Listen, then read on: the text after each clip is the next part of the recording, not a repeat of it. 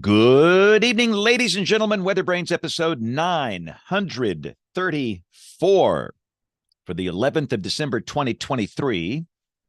You know what? We're 2 weeks away from Christmas. Good evening. How in the world does that happen? Anyway, we're glad you're here. Welcome. Let's see here. I think we've already got some people waiting. Wow, 4 people waiting. Maybe I'm late. Anyway, this is the pre-show, the magical part of the program where we do 3 things. We share boring personal stories, humorous anecdotes, and from time to time we say very outrageous things. The audio production begins in about 8-9 minutes, so move the slider over if you're looking for the start of the show, but you might miss something good in the pre-show. Wonder if anybody ever does that, James. Do they ever move it over 9 minutes to watch? I hope not, because this is the best part. I mean, I remember one of our listeners suggested that we do a separate podcast just for the pre-show, the stuff we say here, because the people that listen don't get to hear this, and most people listen and they don't. Anyway, I don't have too many obnoxious things to say. So guess who I'm speaking? Guess where I'm speaking tomorrow? Somewhere in Homewood. Homewood Chamber of Commerce annual banquet. I was booked for this. How come the sirens didn't sound? A year ago, I had been booked for the Homewood Chamber of Commerce. And for those that don't know, that community is a suburb of Birmingham. It was hit by an EF1 tornado with no warning Saturday night, no tornado warning. And I will be absolutely torched at this thing. But I will tell them, and this is going to be up at the club, Bill, at the club. I will tell them before I start, whatever you do, whatever goes on in this room, you cannot hurt my feelings, because I have no feelings left to hurt. Well, there's nothing. You cannot hurt my feelings. So whatever, throw things, maybe I should have some chicken wire. So if they start throwing beer bottles, I won't be harmed. Just go back at them, because I mean, it's not like the weather radio didn't go off at 11:12 and 11:59 and no, none of that. Listen, we look. I mean, we have to. And every single school talk I've done, and I would say for the last 40 years, I will end it by saying this. There's a lot of things we don't know, and there's a lot of things we cannot do. I need some of you to get in our science and help us. Yeah. And I promise with all my heart, by the time you get to college, there will be a lot to learn. That's by standard closing. And I talk about the colleges and the opportunities. And I've said this a million times on this show. What is missing from the science? Humility. We just have gotten, I don't know. It's like we can do no wrong. We know everything. No, we don't. As I get older, I know how much we don't know and how much we don't understand. And so, we have to admit what we can't do. And we cannot, and I probably should save this for the show, issue a tornado warning for a tornado that's down for 2 minutes. You can't. By the time, if you see it on radar, by the time the warning is disseminated, it's gone. So what good does it do? We can't do that. And it was a case where we had 2 of those things back to back, and I was staring at it. I went live on the YouTube and the face bag and all that, and I saw the surge. And sure, you get a surge, and there's going to be trees blown down, and this is a densely populated area, and the severe thunderstorm warnings were excellent and timely. And again, we don't do a good job of reminding people to take severe thunderstorm warnings seriously. And part of that is because there are too many of them. I mean, it's anyway, I could be really cranky, but I'm not going to be cranky on this show, because I don't like being cranky. I like being happy, a little happy man, a happy old man. We like when you're cranky, James. So we'll save some of the preaching for the actual show here. Boy, I see a lot of important people in these boxes. We got people from England. I should not have been spouting off with all these important people here. But hey, this is where we share boring personal stories, humorous anecdotes, right. So and we say outrageous things. So it's the pre-show. So, all right. So let's see here. I think everybody looks good. Ooh, I see Kevin Law is on the show. Mm-hmm. All right. I'm excited. Good evening. Hear me? Yes, we can, I think Kevin. Kevin should come with me to the Homewood Chamber of Commerce annual banquet tomorrow. He just needs to sit in the back, and he will watch me being publicly torched. I'm They gonna will be come to out there in this the thing. How parking much does lot it cost, James? I want a ticket. with pitchforks and torches in the parking lot. And I do believe the lady that set this up. In fact, I need to look at this. I honestly have not had time to do that. Her home, I do believe, was destroyed, which is just horrible. But we're very fortunate. Yeah, yeah. It's just going to be little old me.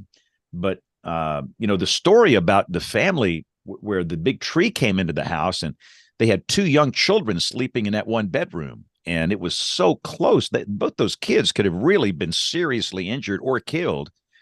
And that story to me yeah, is I mean, we pretty. had the same story in West Homewood because that's where our kids live, and that fortunately their house was not the house that was damaged. I think it's about where the tornado touched down.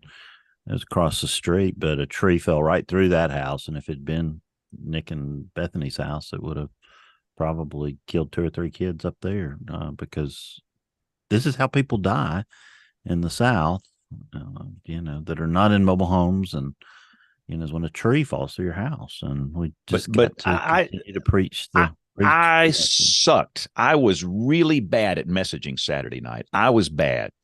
I should have told people, and I say this from time to time, treat this severe thunderstorm warning as if it's a tornado warning, which means you need to go to that small room, interior room, lowest floor, near the center, no windows. And I know it means waking the kids up, but I could have messaged that. It was a different storm. And really I just didn't. And I don't know. You look back and you just regret some of your stuff that you do. And it just wasn't good. And I look back and the numbers were just astounding on the Facebook. And if you combine the two, the audience was almost 400,000 people. Wow. And That's so incredible, it's like everybody was watching, and James Spann just, and I said, the wind, damaging winds, trees could come down. I said all the right things, but 60, I didn't, 70 miles per hour. I didn't aggressively tell people to treat this like it's a tornado warning. And knowing those suburbs and knowing trees, how they come down, I should have been better at that. And I just wasn't. And so that's the message, James. That's exactly the message. And I said a lot of the same things on the blog, but and at 12:14, I said, this is a tornado, folks, because when I saw that couplet, I was like, oh my goodness. But that was really not, here's the not deal. as powerful as that message. I'm telling you, it's a tornado warning. If you warn for a signature like that, looking at that velocity, 9 out of 10 times it's false. Well, 9 out of 10 times. I think given all those 70 knot velocities, though, that storm was different. And, right. It should have been hit. I should have hit it harder with the trees coming down. And a lot of times you look at those things and you're just looking at a big old QLCS and you're looking for any kind of notch, any kind of anything. But this one had all those 70 knot winds in it in a large area. I don't know how long, Kevin may know, how long did the airport have winds over 50 miles an hour? It probably was several minutes. It certainly, it was a couple minutes in there somewhere. But the biggest issue that I had, or I think we had in the warning process, is that it took a long time, I thought, because we were listening to scanner traffic, same as John. That's right. The reports were slow. They were slow to come in. I was like, well, is this thing actually mixing to the ground? The environment was weird down here a little bit. We were usually in that high shear low cape, and we sort of had the opposite. It was the shear just had moved up into central Tennessee, and we were sort of left with some leftovers, and that's an unusual setup, especially in the wintertime for us. And we were starting to question ourselves: is this thing even happening? And then all of a sudden, that's right. When it turned over, man, it was on. Yeah, so, John Talbot was wearing out his little fingers. Yeah, let's save all this for the show here. Make sure all of our English guests can hear us. Sarah, you're good. We can hear you okay. Hi. There we go. Perfect. Yeah. Paul, you're good. Like being in the middle of the night. Yeah, it's like 1 o'clock in the morning over there. It is, yeah. Just hit one. Yeah, I can hear you guys loud and clear. I think. Awesome. Late night Sam, weather you good party up there in Nashville? Yeah, can you hear me okay? Yeah, you sound great. Awesome. All right, James, take it away. All right, let's roll it here. And welcome to our television viewers, and for all of our guests, we're live on YouTube and we're live on local television here. And the most people listen, and that'll drop after midnight tonight. But we are live, just so you will know. We like to tell people that. Not that you would say anything inappropriate. That would be reserved for people like me. Here comes Neil and Kim. All right, here we go in 5, 4, 3, 2, 1. WeatherBrains, episode number 934. This is the weekly show that's all about weather, and we're delighted that you are here. This is for Monday, the 11th of December, 2023. We are getting, well, we're 2 weeks away from Christmas. How did this happen? Goodness gracious, time is flying. Let's see here. Rick Smith, what's happening in Norman? Talk to us. Not much. Not as much as happening in other parts of the area, which we'll talk about. But no, just a nice fall, early winter day today. Kind of quiet and not really looking like a lot of interesting weather for the next week or two. So we'll take it. Yeah. And again, we have a lot to talk about tonight in terms of weather and what's happened over the past couple of days. And it's going to be a great show. So just strap in and hang tight. Neil Jacobs, Dr. Jacobs, has been sharing some fish pictures. Neil, you've been That fishing? wasn't a fish. That was a whale. Yeah. That was from earlier this year, like early summer. But took my friend a while to edit it and get it out. So I'll dig into that in my. What was that thing? That was a tarpon. Okay. Wow. Awesome. So how's life? How's weather? Good. I'm up in DC now, and we had the big front come through here, and it was pretty windy. I actually had a couple different friends flying yesterday, right through the middle of like the peak region of dynamics, and they all basically said it was pretty wild flight. But other than just some high wind and a steep temperature shift, we didn't really get the severe stuff that was going on further to the west. Did you see any snowflakes? Yeah. I thought I saw some mixing in, but it was in the mid 40s. So, my apartment is pretty high up. I'm sure it melted by the time it actually got to the ground. Yeah, there you go. Well, I saw a few pictures, but it didn't look like it was much of a big to-do from the DC Metro. Hey, Jen, did you see any snowflakes? I did. Actually, I got up and everything was coated. Nothing too bad. Roads were fine, but yeah, I had a little white on the back porch and everything. And it was great here Saturday. It was windy and we had some rain, but it was so mild. And then boom, it got really cold and the heat had to come back up a little bit. But nothing severe up here. And really no storms either at all up my way. Okay, good deal. I see Dr. Kim Cloco McLean is online. Kim, how's the family? We're doing great.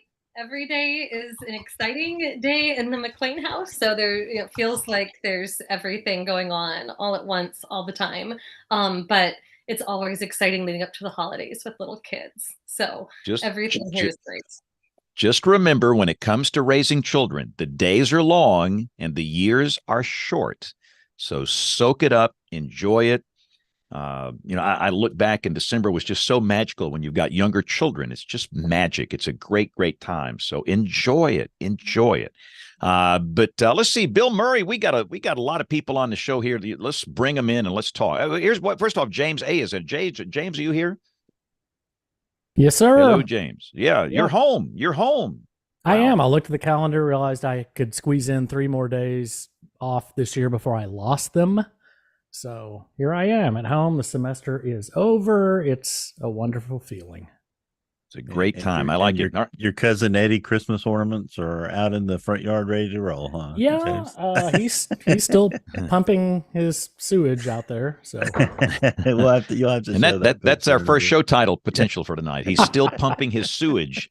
Bill Murray bringing our guests. That's what they say about us every week. I'm excited about tonight's show, James. We're going across the pond to talk tornadoes in Great Britain and Ireland with 2 experts. First, Sarah Horton is a damage site investigator for Toro, the Tornado and Storm Research Organization. She's been an active member of that organization for 17 years. Sarah, we are so excited you stayed up late to talk to us tonight. Kevin Laws from the National Weather Service in Birmingham will introduce in a minute. He's been out doing storm surveys all day, and that sounds like what you do sometimes when you get these storms over there in England. Yeah, I'm super excited to join everybody. It's been quite an active season over here too, although obviously not as active as it has been over there. But it's great to meet everybody. It is so great to have you on the show tonight. And we're going to talk a little bit about the tornadoes that happen in the Southeast, but I want you and our next guest to jump in and ask lots of questions, because you got two really super experts on here tonight from the States. At the beginning, we'll talk about those for a minute. But next up, Paul Knightley is the head of Toro, which he has been a member of since the early 1990s. Paul, tell us a little bit about yourself, your day job, how you got interested in weather. Well, hi, Bill. Hi, James. Hi, everyone. Also really excited to be on tonight. I've been interested in the weather, I guess, like many of us have since very early in my life. So I kind of always wanted to get into meteorology. I studied physics where I live in Reading in England, which is where ECMWF, the European Centre for Meteorology, is headquartered. Did physics here, then I went on and did a master's in Met, and then joined a weather company which has gone through various different ownerships over the years, but is now owned by DTN. I think you guys probably know DTN there in the States as well, headquartered up there in the Twin Cities in Minnesota. I've been working for this organization 23 years as a forecaster, and latterly managing a team of forecasters. And like Sarah as well, been involved in Toro for many years, kind of head of it at the moment, get involved in some of the forecasting that we do as well. And yeah, super excited to talk to you guys about some of the storms we get here, but also listening to, we've been also seeing what you guys have been putting up with in the last few days as well. So yeah, really interested to hear about that as well. So yeah, thanks for having us on. Yeah, we're really excited, Paul. And Sarah, tell us real quick before we talk to our National Weather Service friends here about what you do for your day job. I don't guess Toro is a full-time gig for you, but tell us how you got interested in weather as well. Yeah, well, my day job's actually as a maths tutor. I'm a trained engineer in satellite design engineering, and then slipped over into maths tutoring. And I kind of feel like I have two jobs, really. I have my paid job, which is my own business with my tutoring. And then I have my Toro job, which is a voluntary role, which is very interesting and often great fun, but also sometimes quite challenging. Well, we're excited to have you here tonight. And so just jump in right now while we talk about these tornadoes that have popped through the southeastern United States for a few minutes. First, I'll go ahead and I'm going to deviate from the script, Jen. The over-under on that was about 0. I'll introduce Kevin first. Kevin is the Science and Operations Officer, National Weather Service in Birmingham. No stranger to the show. Kevin, nice to have you here tonight. We'll talk about the tornadoes that hopped through Homewood in a minute, and in Barber and Lee County. And Jen, I'll turn it over to you now to introduce our guest from Nashville. Absolutely. I'm excited to invite our guest from Nashville, is a longtime lead forecaster at the National Weather Service Nashville office. He's worked there since 2011. And next year will mark 20 years in the National Weather Service, originally from Dallas, Texas, got his bachelor's in meteorology at Texas A&M and a master's at Mississippi State. And he specializes in radar and warning operations, weather impact and decision support services. And he's been a part of major events, not only the one this past weekend, but also the March 3rd, 2020 Nashville and Cookeville tornadoes, Waverly, Tennessee flash flood as well. So I want to invite and say hi to Sam Schamberger. Thanks for joining us on WeatherBrains. Thanks for having me. Sorry if I look super tired. It's been a rough few days and I'm on midnight shifts. So I'm doing what I can. Yeah, no, you're awesome. Thank you so much for being here. And I'm going to go ahead and we're going to focus first, I think, on the tornadoes that happened in Middle Tennessee. And I just want you to kind of take us back a few days before everything kind of unfolded. Talk about the models leading up to the event. They seem to be having a hard time there with a solution. It was a lot of uncertainty. We even talked about it on the show last week. You know, it was on everybody's radar. Something might happen. We were concerned because it was getting close to the anniversary of what happened 2 years ago. And so we wanted to keep people updated. What were you guys seeing as the trend with the models as the week went on? Well, as early as a week prior to the tornadoes, we saw there was some potential for severe storms in the south, mainly like Mississippi, Louisiana, where there would probably be better moisture return. This time of the year in Tennessee, it's always difficult to get enough Gulf moisture this far north. Sometimes it happens, a lot of times it doesn't. So we, of course, a week out weren't certain that would happen. Plus, that was mainly the GFS model showing that. The European model was showing its bias of kind of keeping the upper trough out west too long. And as it moved it out, it kind of ramped it up into more of a snowstorm for us versus a severe threat. So they were kind of flip-flopping all over the place for several days up until about the middle of last week.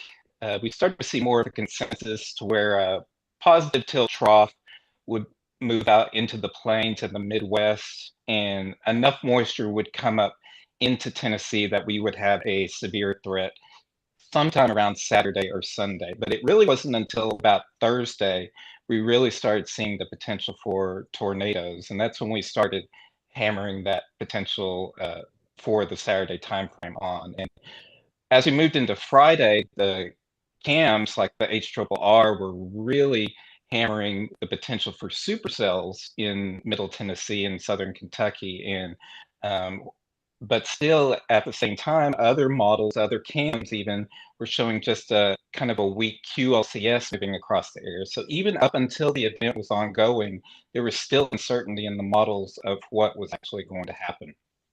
Yeah. I follow you on Twitter /X, or whatever you want to call it. I follow you on there, and I was just watching some of your posts, and you made a comment about, because you had the Friday AFD up and was just talking about what December is the new April or something like that, something to that effect in Tennessee. Take us now into Saturday. You were working, because I was following along on the chat on Slack and watching everything that was coming out. What was it like? How were things unfolding? And just kind of then take us into the event itself.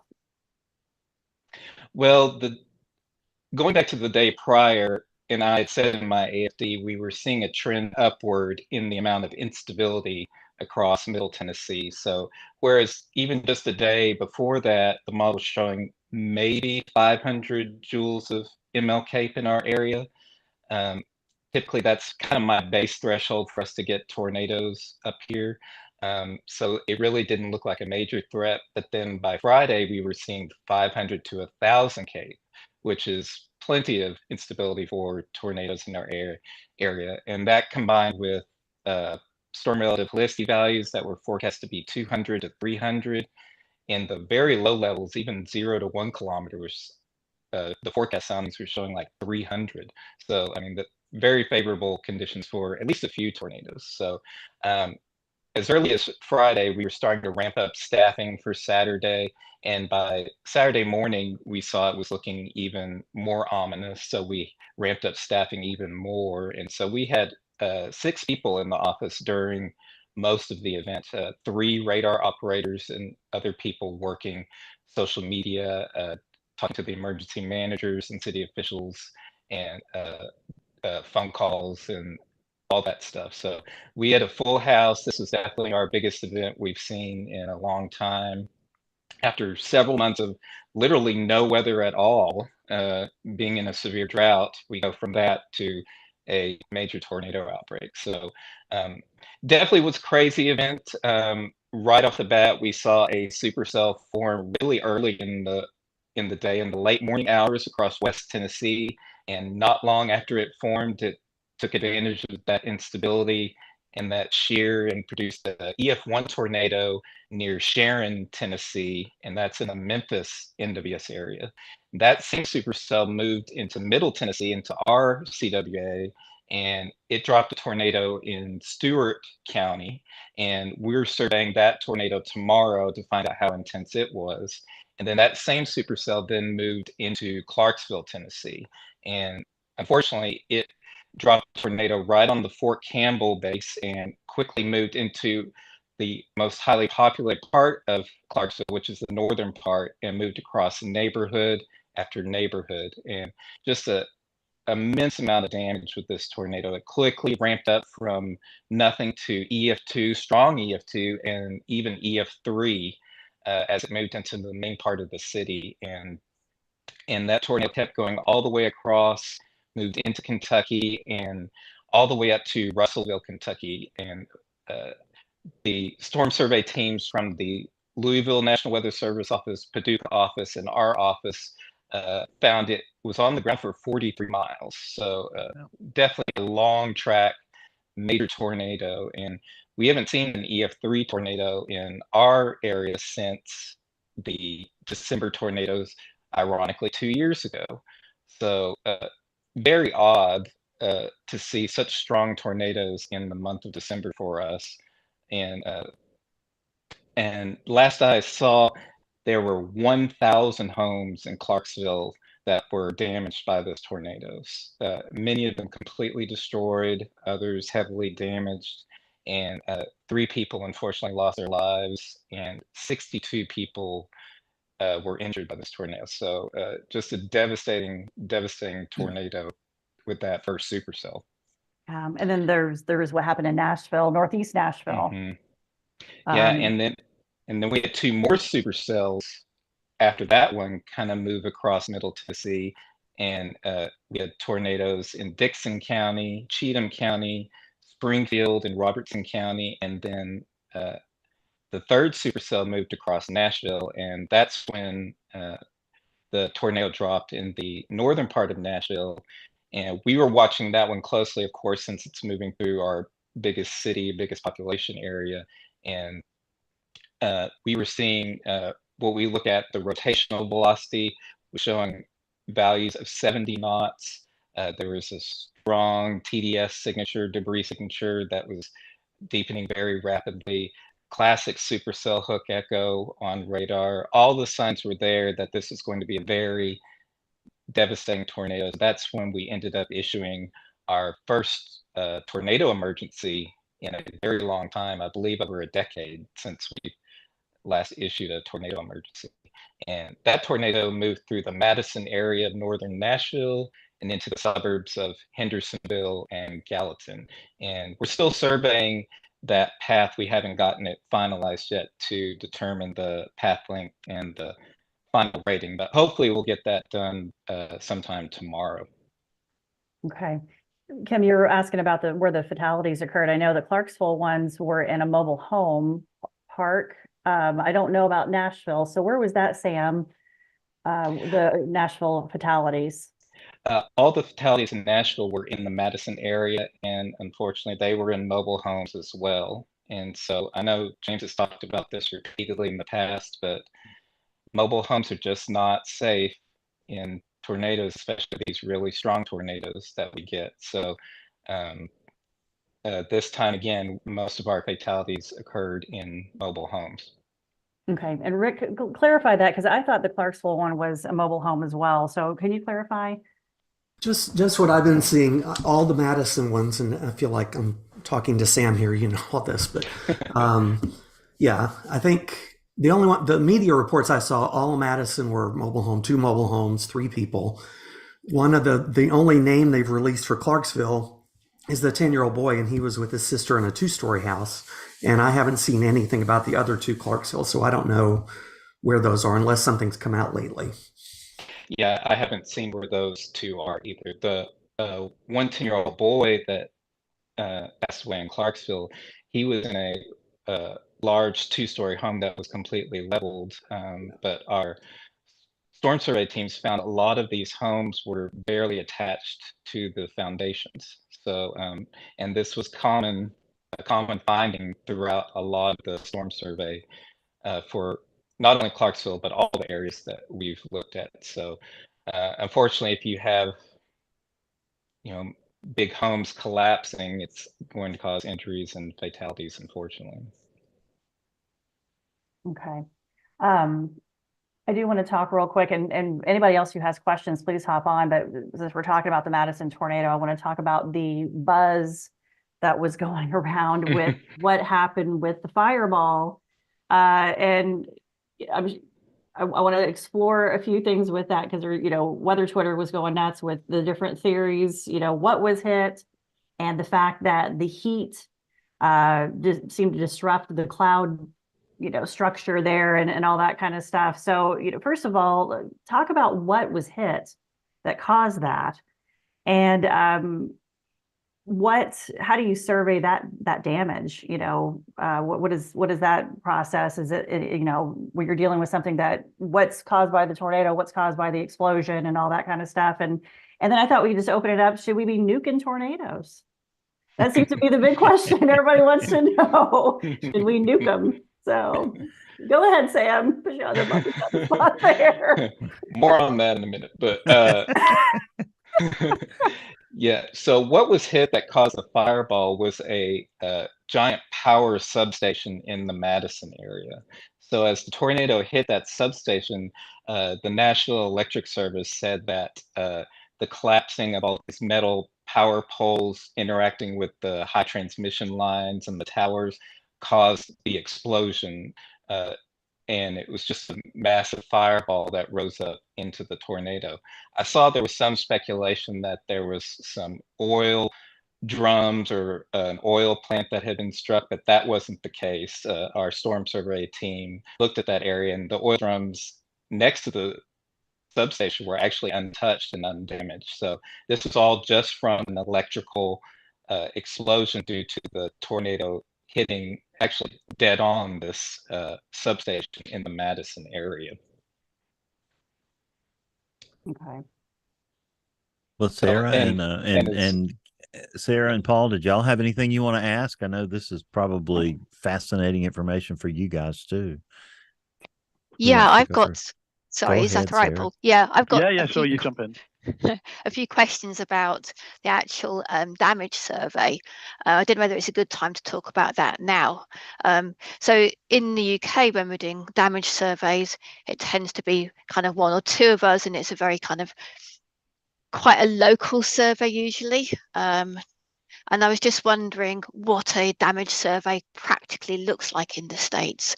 And you're talking about teams of people going out, Sam, from different weather services. And I just kind of like to compare that to how we do that in the UK. Yeah, so at our office, when we're expecting a severe weather event, we plan out ahead of time who's working the actual event and then who will go out after and do storm surveys if they're needed. And so normally we don't have the same people that are working the event go out and do the storm surveys the next day. Mainly because they're probably already worn out and dealing with the impact of seeing destroyed homes and things like that might be overwhelming. So, and then we also usually have at least two people on a team, sometimes three, and we usually have multiple teams if we have multiple major tornadoes. So in this case, we had two teams go out on Sunday, one to Clarksville and one to Nashville. Today we had two more teams go out to Springfield, Dixon County, and Cheatham County. And then tomorrow we're having another team go out back to Nashville to finish up that survey, and another one go to Stewart County. So if you get a major tornado outbreak like this, it can take a very long time, days, sometimes weeks, to survey all of these tornado paths because they're so long. It takes hours of driving time to get to them.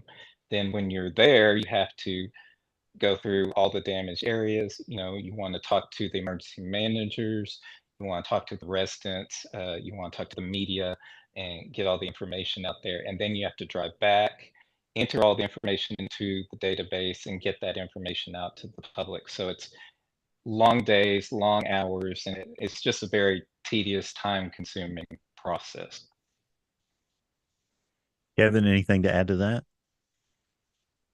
Yeah, I mean, did you say Kevin? I'm sorry. Yeah, Kevin, go ahead. Well, yeah, I was thinking about what Sam was talking about. Rick, I'm sure, can relate as well. But back in the day, you'd go out there and get an ending point, beginning point, and the worst damage is draw a straight line, and you're back in 2 hours. And now with the DATs, which is great, I love the tool. It's great for research too. But you almost feel like you're going house to house and making points, taking pictures, and it's not a bad thing. But like you said, it just over time it wears you out, and you're out there all day. And a lot of times in December it's 20-degree weather, and so it's but that's that's what it's become, and I don't really have a problem with it, but it's just different than it used to be. That's for sure. Rick, anything you want to add to that? No, I mean it's a tedious process, and it is different than it used to be. I mean, it's good to get the data, but it is time consuming.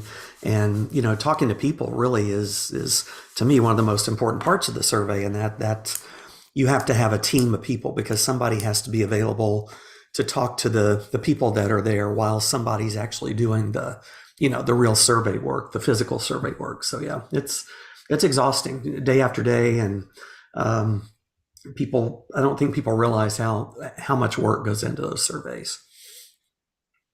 Sarah, did that answer your question thoroughly? Anything else you want to ask about surveys?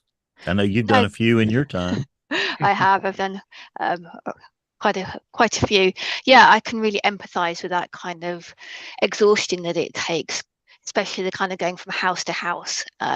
You have a huge amount of data to look at. You're plotting the damage, you're talking to people, and people want to show you their bit of damage when actually you've spotted something really interesting or kind of pertinent that you need to look at.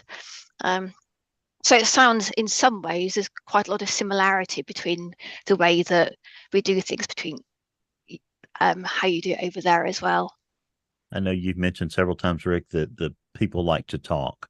They want to tell their story.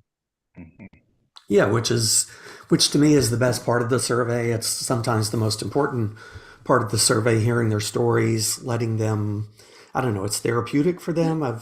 People just love to tell their stories and, give us their ratings. They've already determined the ratings in some cases. So it's just always fascinating how interested people are to talk and how much they want to talk. And, you can learn a lot from that. Actions that people took, information sources. We always try to get as much information as possible without, making them sign a release form and interviewing them. Kim and I talked about that, but yeah, it's definitely one of the more fascinating. It can also be one of the more taxing parts of it, because the people part of that is where the kind of some of the emotional stuff comes in for some people. So yeah, it's good and bad. Kim, if you wanted to ask a question, we'll do that, and then I'll go to Paul. Sure. I'll follow up on this conversation about the damage surveys. And Sam, I have a question for you that I'll also be bringing to Kevin when he talks about some of the surveys he just did. For both of you, you just had events that probably reawakened not too distant memories for the people who are in the path. So I'm really interested, Sam, as you and the other teams have been going out to these areas that many of them were either affected on December 10th or quite close to the damage paths for those major tornadoes on December 10th of 2021.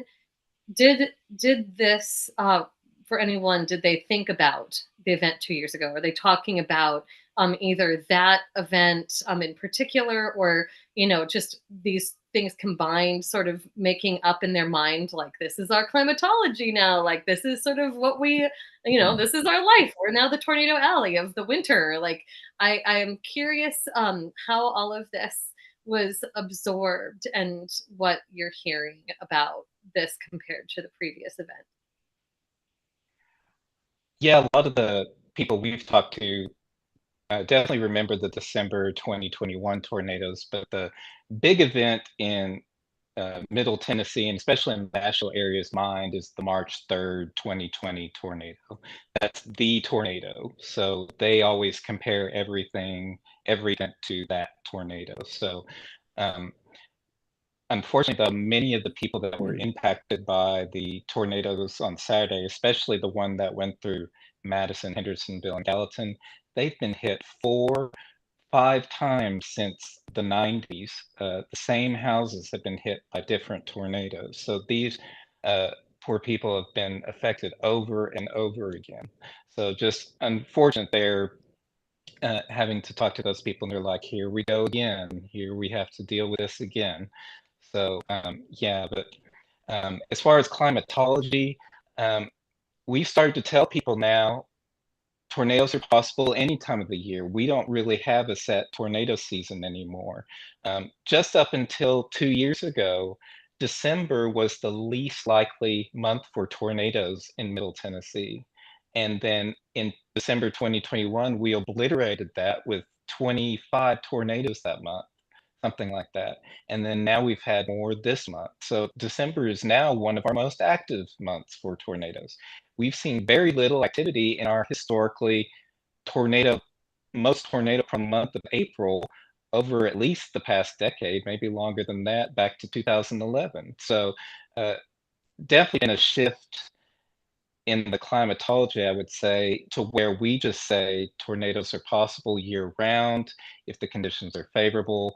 And we try to emphasize, if we're saying tornadoes are possible, you need to prepare your safety plans, no matter if it's December or July, and just know where to go in case a warning's issued for your area. Yeah, I'm curious about another piece of this story, which you did a great job covering, that it was, of predictability in tornado events. Very few meteorologists, if any, were going into this thinking there's going to be a major tornado event today in the Nashville area.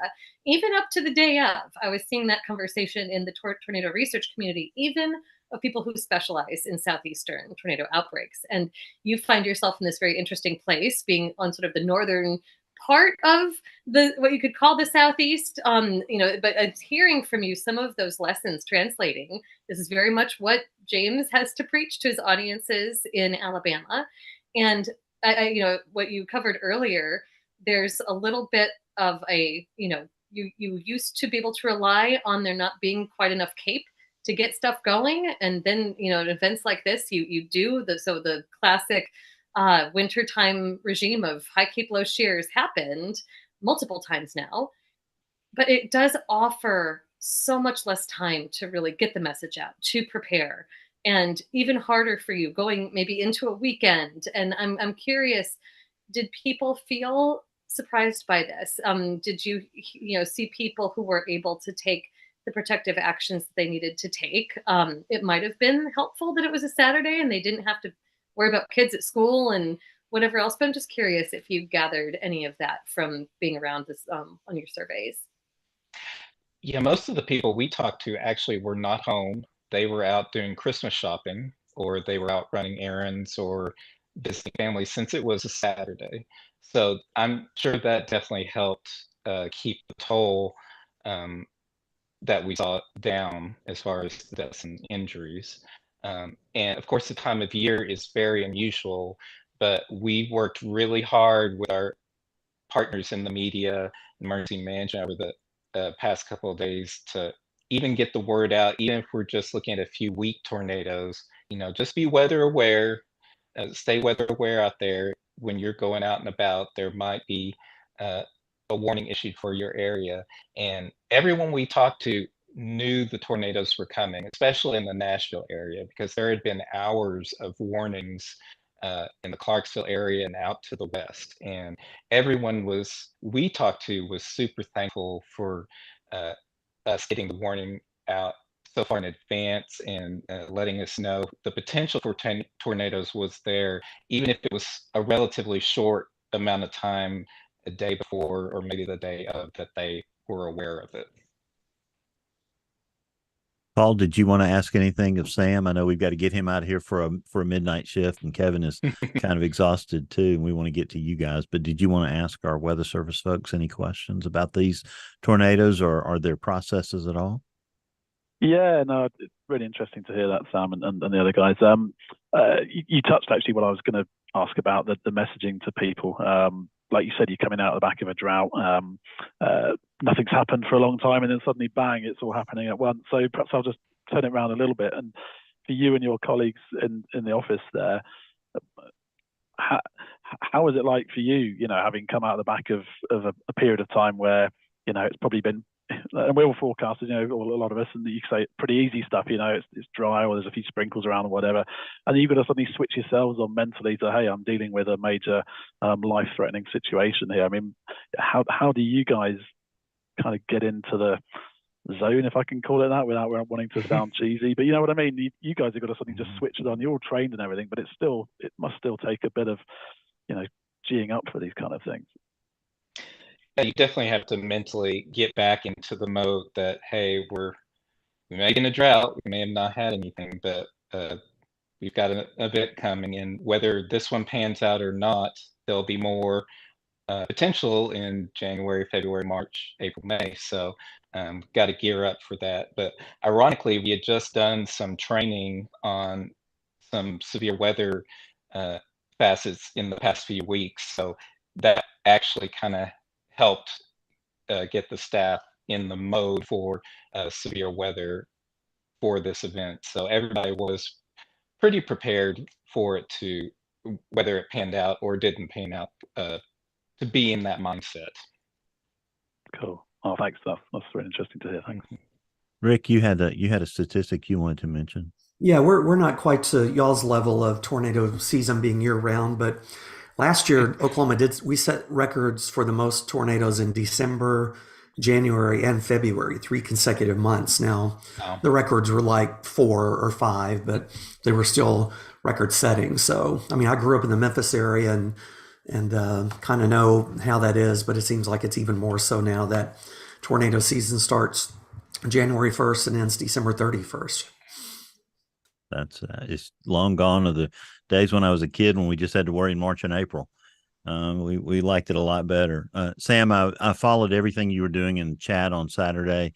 Y'all were doing an amazing job. We were watching play by play here, and it helps when we're telling our people here, that these things are starting in Tennessee, because that gets their attention. Or to the west, Mississippi, Louisiana, whatever. So we like to keep our folks updated as these systems are evolving. But you guys did a great job. It was super following y'all. Stick around as long as you can, Sam, or if you need to bug out, we understand completely, and we appreciate you joining us on short notice tonight. Of course, thanks for having me. I appreciate it. We have had you on several times. We always look forward to seeing you, but unfortunately, let's do it sometime when it's not after a big, terrible event. Right.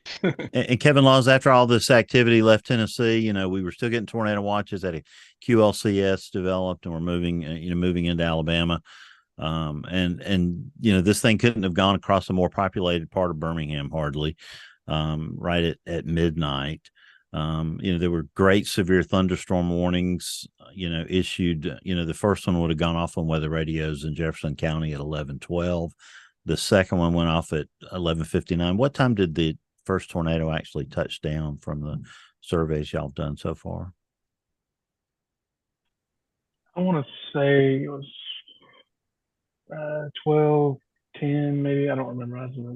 Yeah, that sounds. We're not quite done with the survey yet, so we're trying to put together some missing pieces because we have so much straight line wind damage on top of the damage from the tornado. But look, Bill, I'll get on my soapbox here for just 1 second. But I got to do a better job with the severe thunderstorm warning stuff. I mean, the agency is just so flippant about these severe thunderstorm warnings. I mean, we issue 30,000 of them a year, and people don't take them serious. It was hard enough to get people to take tornado warnings serious, and it's just the severe thunderstorm warning at this point in some sectors have almost just become a joke. It's laughable. You're expecting someone to take and wanting someone to take action from this, and it's not happening. It's just not. And there's probably a variety of reasons for it. I mean, look, the tornado watch and warning process starts a whole different line of thinking for people. And some of these straight line winds events are just as dangerous, if not some more, especially out in the Ohio Valley and Mississippi Valley, that, with these big bow echoes and things, and even derecho events, things like that. But we're just a little bit too flippant with the tornado or the severe thunderstorm warnings, I think. And just like we've done with our program here with the tornado warnings, I think at some point, and it has curbed the severe thunderstorm warnings, but just how do we get people to take it more serious? And I think that's really a key for us, because an EF0 is an EF0, but it's if you have a 70, 80 mile an hour straight line wind event, it's going to be devastating. It just is.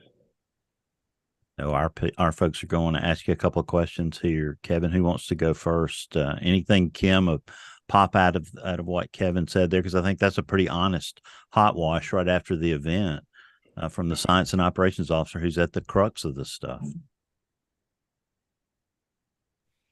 I know Oklahoma James has some thoughts on that. It's a tough problem. It is a really, really tough messaging issue, what it brought to mind for me was weather service is starting to get more social scientists involved. And as they're coming on board, especially coming from outside of the weather community, a lot of them, sort of look at our system and just think, why can't we make this simpler? Why can't we break some of these things down, reduce the number of categories of things? And those of us who've been in it a while, walk through, well, here's all the complexity, here's why. And I'm increasingly convinced that the solution isn't about, us relying on like categorizing everything perfectly and having a system that has like a bajillion different categories with perfect words, colors, whatever. It's really just helping us to tell the full story over time in a way that connects with people. And that's really about communicating forecast uncertainty, which I know that sound like uncertainty just sounds like the gray, like we don't know. And I think what we need to get better at is talking about, here are the different storylines something can follow and how confident we are that one kind of storyline is unfolding. Like start to break the science down into narratives that people can digest. And then they can follow it more easily and also know, when things happen that are, that were a little unlikely, but, they, at least we try to communicate, they become, maybe we think that they're going to become more likely, where there's a trend to follow, different kinds of narrative arcs are more apparent. And we don't just rely on these, products in the moment of, okay, well, we've got to hit, either it's going to be a severe thunderstorm or a tornado. And if we've distinguished perfectly, then it's a hit. And if we haven't distinguished perfectly, it's a total mess and failure. There's so much more that goes on in people's minds leading up to these events. And I think we need to be thinking more about that than just how we perform at discriminating at the very last minute. But how do we do that with people listening on and getting warnings through automated platforms, though? Yeah, that's Like the hard part. Is it a chicken and egg thing too, though? I mean, because think about it, severe thunderstorm warnings don't trigger WEA, but tornado warnings do. Okay, so that's one thing. And I'm not saying we didn't do it to ourselves, because on some level, someone knows when they made that decision, just the WEA decision alone, when they made that decision, what was their thought process when they said, no, we're only going to tone the phones for WEA on not even flash floods. Now, remember, they have to be the flash flood emergency, the catastrophic ones, the big ones, right? And then the tornado warnings. But we're going to leave flash flood warnings out, the regular variety, and then we're going to leave severe thunderstorms. Somebody had to consciously make that decision. Why? Why did they make that decision? Because there are too many severe thunderstorm warnings that don't mean anything. There's a hell of a lot of tornado warnings too, though. I don't know. And if we're leaving it all up to the warning time scale to be when anyone is aware, and that's really when things get pushed, and with nothing else ever pushed, then we're not going to get out of this. It's just going to be this forever. I don't. That's not how people make choices, about how to protect themselves or their families. For the most part, they really appreciate and do best when they're able to follow something over time. I think we've wedged ourselves into a corner when we're focusing so much on either we get this right at the last minute or we don't, and then we trigger WEA or we don't. I think we have to get better at having a society that's just a little bit more aware of the evolving nature of what's coming across time than they do now. And I recognize that can be tough. James, you brought up, like, if people are just getting stuff through automated means. If we produce something that allows for that to be digestible, I think there's going to be a real demand for it. And I think the private sector will really help to package it up too in ways that are really, really attractive. We just need to get better at putting that out there for people to pick up. I guess, every time I'm on this show, I get a nasty letter. So here's the nasty letter part. I'm getting ready to say it, and we'll put the dots together for you, what I'm talking about here. So somebody made a decision. The WEA person up here made a decision that we're not going to tone the phones for severe thunderstorm warnings. That same person knows there's a problem. So why isn't the problem being looked at? That's what I can't get through. So if they recognize there's a problem enough that where we won't alert people for it, some of those same decision makers are also in charge and can say, hey, we're going to look at this problem and we're going to try to fix it. And that's not what I think is going on. It should be. All right, Kevin, anything else you want to say? Anything anybody wants to ask Kevin? I know he's wants to get home, So, I see, guess he's at home, and, you know, get some rest before we move on here, I got to chime in because again, I'm going to be in the firing squad tomorrow. I'm going to go speak to the Homewood Chamber of Commerce where this tornado came through with no tornado warning, and almost everything I hear, how come they didn't sound the sirens? You know, that's all I'm hearing. And so I wonder, what is the actual percentage of people that live in Homewood that have a NOAA weather radio? That's the question I'm going to ask. Absolutely. And I would imagine it's probably 5% or less. Hardly anybody has one because everybody now with their phone thinks the phone's going to do everything. And like Kevin says, WEA doesn't sound for a severe thunderstorm warning. So they didn't get it on their phone. And they might have a crap app, some weather app, you know, and maybe there's a notification. But, you know, I think we have to do a better job of getting. Is not on, you know. Yeah, you know, getting weather radios back in homes again, or if they ever were. And also we have to do a better job of reminding people. And again, me as a communicator, I've got to take that message that comes straight from the Weather Service and expound on it and say, listen, treat this like a tornado warning. You know, they can't do that through the Weather Service and their products, but I can say that. And I didn't say that. Well, James, they could with the tornado possible tag. Is that, I mean, we've talked about that before. That seems to become irrelevant over time in some offices. Well, Kevin, what's your thoughts on that? I mean, nobody sees it but us, but maybe I don't have any thoughts on that at all.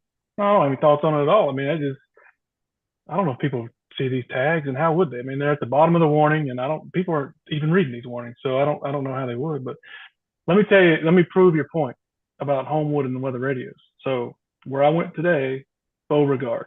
Everybody remember Beauregard? Just like Sam said, Sam said March 3rd, 2020. Beauregard's March 3rd, 2019. March 3rd is the day.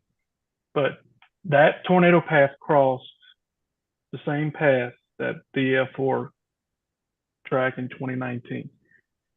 And I talked to every homeowner along that path today, and it was a DF0.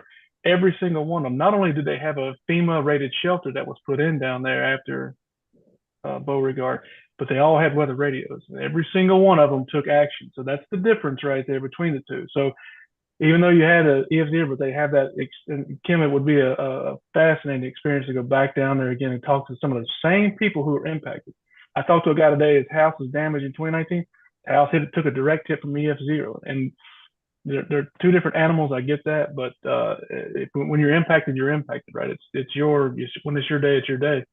But my point is, they had that historic knowledge, not very old, and their reactions to this EF0 were a heck of a lot different than they were in 2019. So that makes a huge difference too. So Kim, tell me about that. That would be a great study to go down there and talk to those same people again and see what the difference was between, and even this one happening at 4:45 a.m., by the way, not in the middle of the day. And they still got up, went outside to the shelters because all their shelters or FEMA shelters are outside. So they had to go out in the elements, get in the shelters, and that was going on. And Kevin, Kim, go ahead if you're going to add he just mentioned something that the big difference is that they had someplace to go.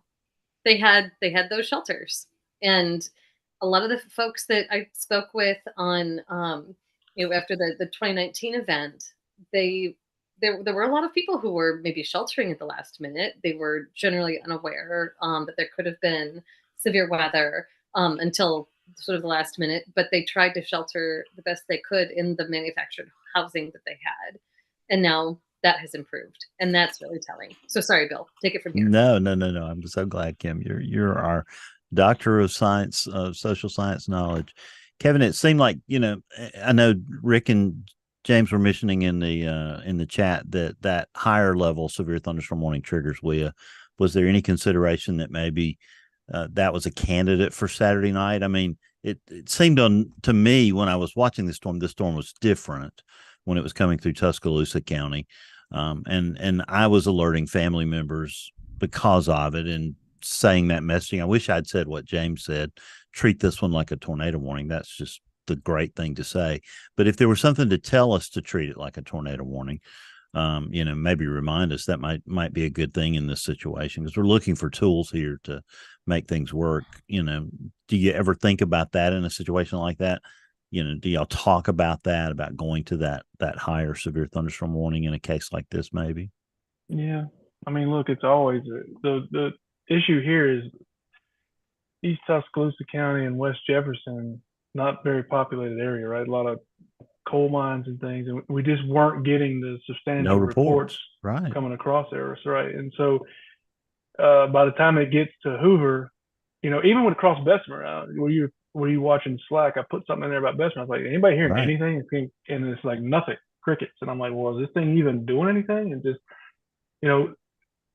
straight The line first wind tip has to been, me was when Melissa Sizemore said that Bessemer Station 3 was on generator or something like that. Hoover Station 3.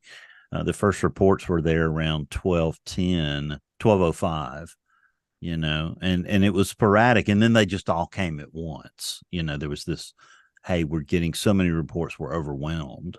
And you knew then that it was bad.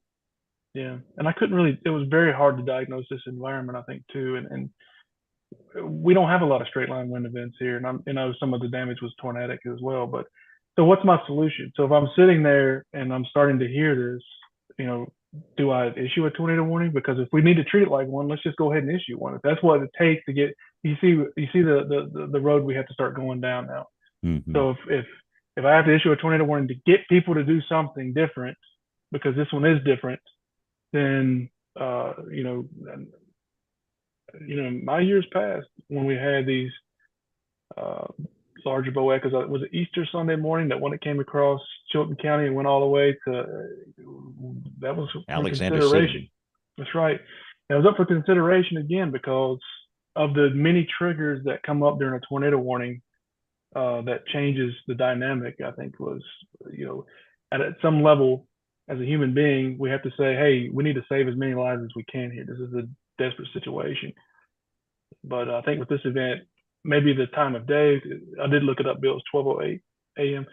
But the time of day that was happening, and you just weren't getting the real timely stuff. So by the time you get something generated, it's over. Just same way as the tornado warning. I mean, we saw the couple like everybody else, but from a scientific perspective, and we talked to Sarah about this, and probably Paul, they're better experts, and maybe Neil can chime in too. But we're still missing some element to this warning process as far as these TDSs are concerned, because I've got Lee County and I've got Barber County down here in little nothing tornadoes, and they're throwing this TDS, a massive TDS up, and I can see it, and there is nothing compared to the damage that's going on that just happened in South Jefferson. And we're talking about 3, 4, 5, 6 miles, 2 tracks, causing $5 million damage to a building, glass everywhere. And I don't understand why these tornadoes are not throwing debris signatures. It didn't even exist. And the beam height was what, 1,100 feet? Yeah, it was like 12. Yeah, I mean, it was like 11, 12, but it never pinged a TDS at all. I was watching it every volume scan. We're half a county away, and so we're missing something about the tornado evolution that's happening here. I don't know if, I have some thoughts on it and some theories, but what's the difference between that storm that went twice, 3 times as long as Beauregard number 2, and I get a large TDS that lasts several scans in Beauregard from about, a dozen, 15, 16 trees down versus what happened in Jefferson. So please tell me, because I don't know. Why are we not getting TDSs with these things? It's obviously not lofting debris. Talk to me. Any thoughts? Dr. Jacobs, you know the answer. Go. That's tough. I mean, this I think would be some great research for some PhDs out there interested in this kind of stuff, because part of me wonders if it's some limitations with the instrumentation, and part of me wonders if it's something to do with like the low level dynamics. And maybe we are seeing what's really happening, but what's really happening is, you would be expecting something a lot different based on what you see going on the ground versus what you see, just above the surface with the radar. I mean, without sort of a pretty robust field experiment, I don't know how you would answer that. From the surveys that I do, when we don't have TDS, like our philosophy in the office is, if you have a TDS, go out there and prove it with straight line winds. If you don't have a TDS, go prove it was a tornado. So this case is where we had to prove it's a tornado. And a lot of times what you see is the forward momentum and forward speed in the southeast is so much faster than it is in the plains. And you get these one-sided damage where you don't get the convergence on the left side of the track, if you were. And when you don't get that convergence all the way, I mean, it's converging, but it's not the true convergence that would cause that lofting up. So it's almost like it's just one-sided, almost like inflow damage, if you will. But it's consistent. It's in a path. The trees are laying north, northeast, and you never see any southward directed trees on that left-hand side ever. You know, it has to be pretty strong to see that. But again, this was high-end EF1, did a lot of damage, and then we go out to the EF0, and I can't tell you why that one's lofting debris and the one is not, because they're moving the same forward speed. So there must be something I'm missing. But I think if you don't get that convergence in the center of the storm, the center of the tornado, if you will, you don't get that lowering pressure. You don't get the uplift, the velocity. I guess the corner velocities or whatever to get the debris going up in the air. So then you ask yourself, well, is this a tornado? I guess from a human perspective, it doesn't matter because you need to get out of the way of this thing, whatever it is. But is it really truly a tornado then if you're not getting the convergence and upward lift? I don't know. What would it look like if you could actually visually look at it? I mean, that's why I think the only way you can get to the bottom of this is with imagery, because the models aren't capable of resolving that kind of stuff yet. I'd love to think one day they are. So, I think the best case is you just have a bunch of deployable radars in advance of something like this, from looking at it from different angles to try to see what's going on. Well, this is fascinating stuff. Sarah, Paul, anything you want to ask our Weather Service friends here? I know we promised Kevin and Sam 15 minutes and we kept them an hour, but it's fascinating stuff. Anything y'all want to ask? No, I was just listening into that, and it's very interesting to hear about the signature on radar and stuff like that. I mean, I guess you correct me if I'm wrong. By TDS, are you talking about the correlation coefficient or TDS that's been, because you also have it's TDS debris signature. I guess it's got to come down to how high it's lofted, hasn't it? And maybe some fast-moving storms are just blowing it along and not really up. There's more along wind than upward stuff, if I can describe it in a crude way like that. But like you say, then you have two similar looking storms. I mean, were those, you talked about two different tornadoes there, Kevin, were they both from, I missed that, but maybe you said, were they both from the same storm or different storms? Was the storm morphology the same in both cases, or was one more of a linear thing, one more of were they all linear? Or was there a supercell? What sort of storm morphology were we seeing?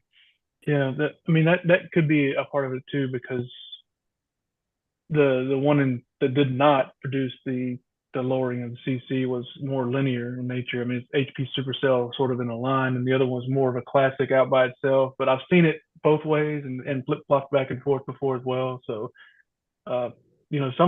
we sort of batted around after the event was over, and someone mentioned that if it's embedded in the middle of an HP supercell and you've got all this maybe the rain, hail, whatever falling through it, maybe it disrupts that debris loftings. That it doesn't, to me, that my conceptual model doesn't really ring a bell in my conceptual model.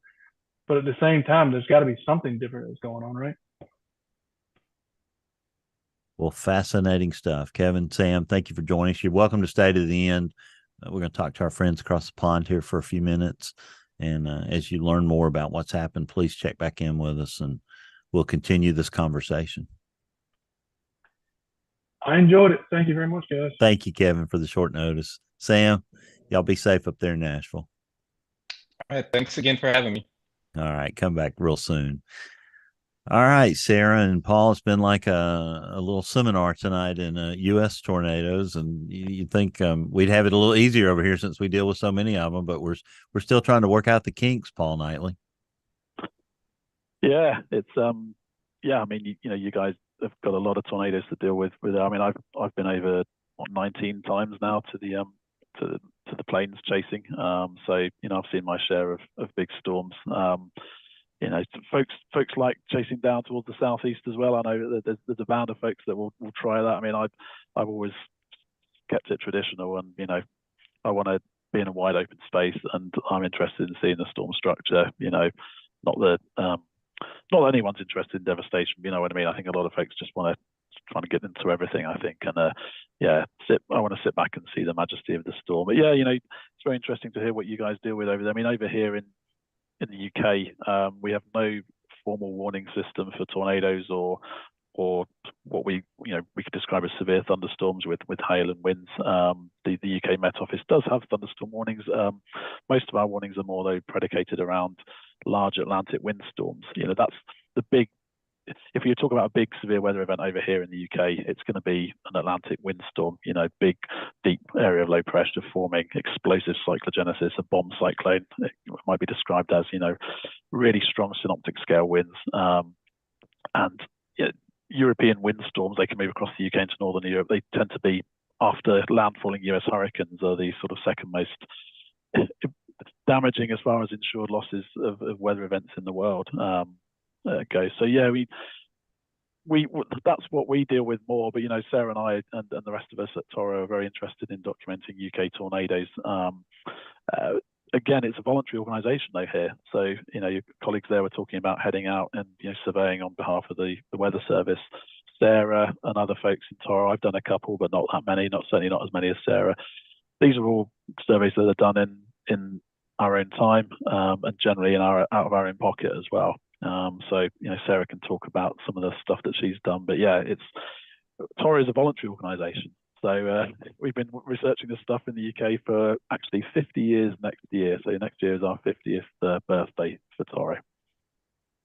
So Sarah, is the organization is it something we could be members of from the US, or is it limited to only folks on the continent there, or how does it work? I think anybody is welcome to join us. We have an active forum that discusses what's going on in the UK, and I know of at least one US member that we have on the forum who contributes quite a lot to the discussion. And it's always interesting to kind of swap those kind of like stories and how we're doing things across the different continents, and comparing and kind of learning from each other as well. Yeah, I'm sure a lot of the research that goes on in the United States, you guys read it with a lot of interest, I would imagine.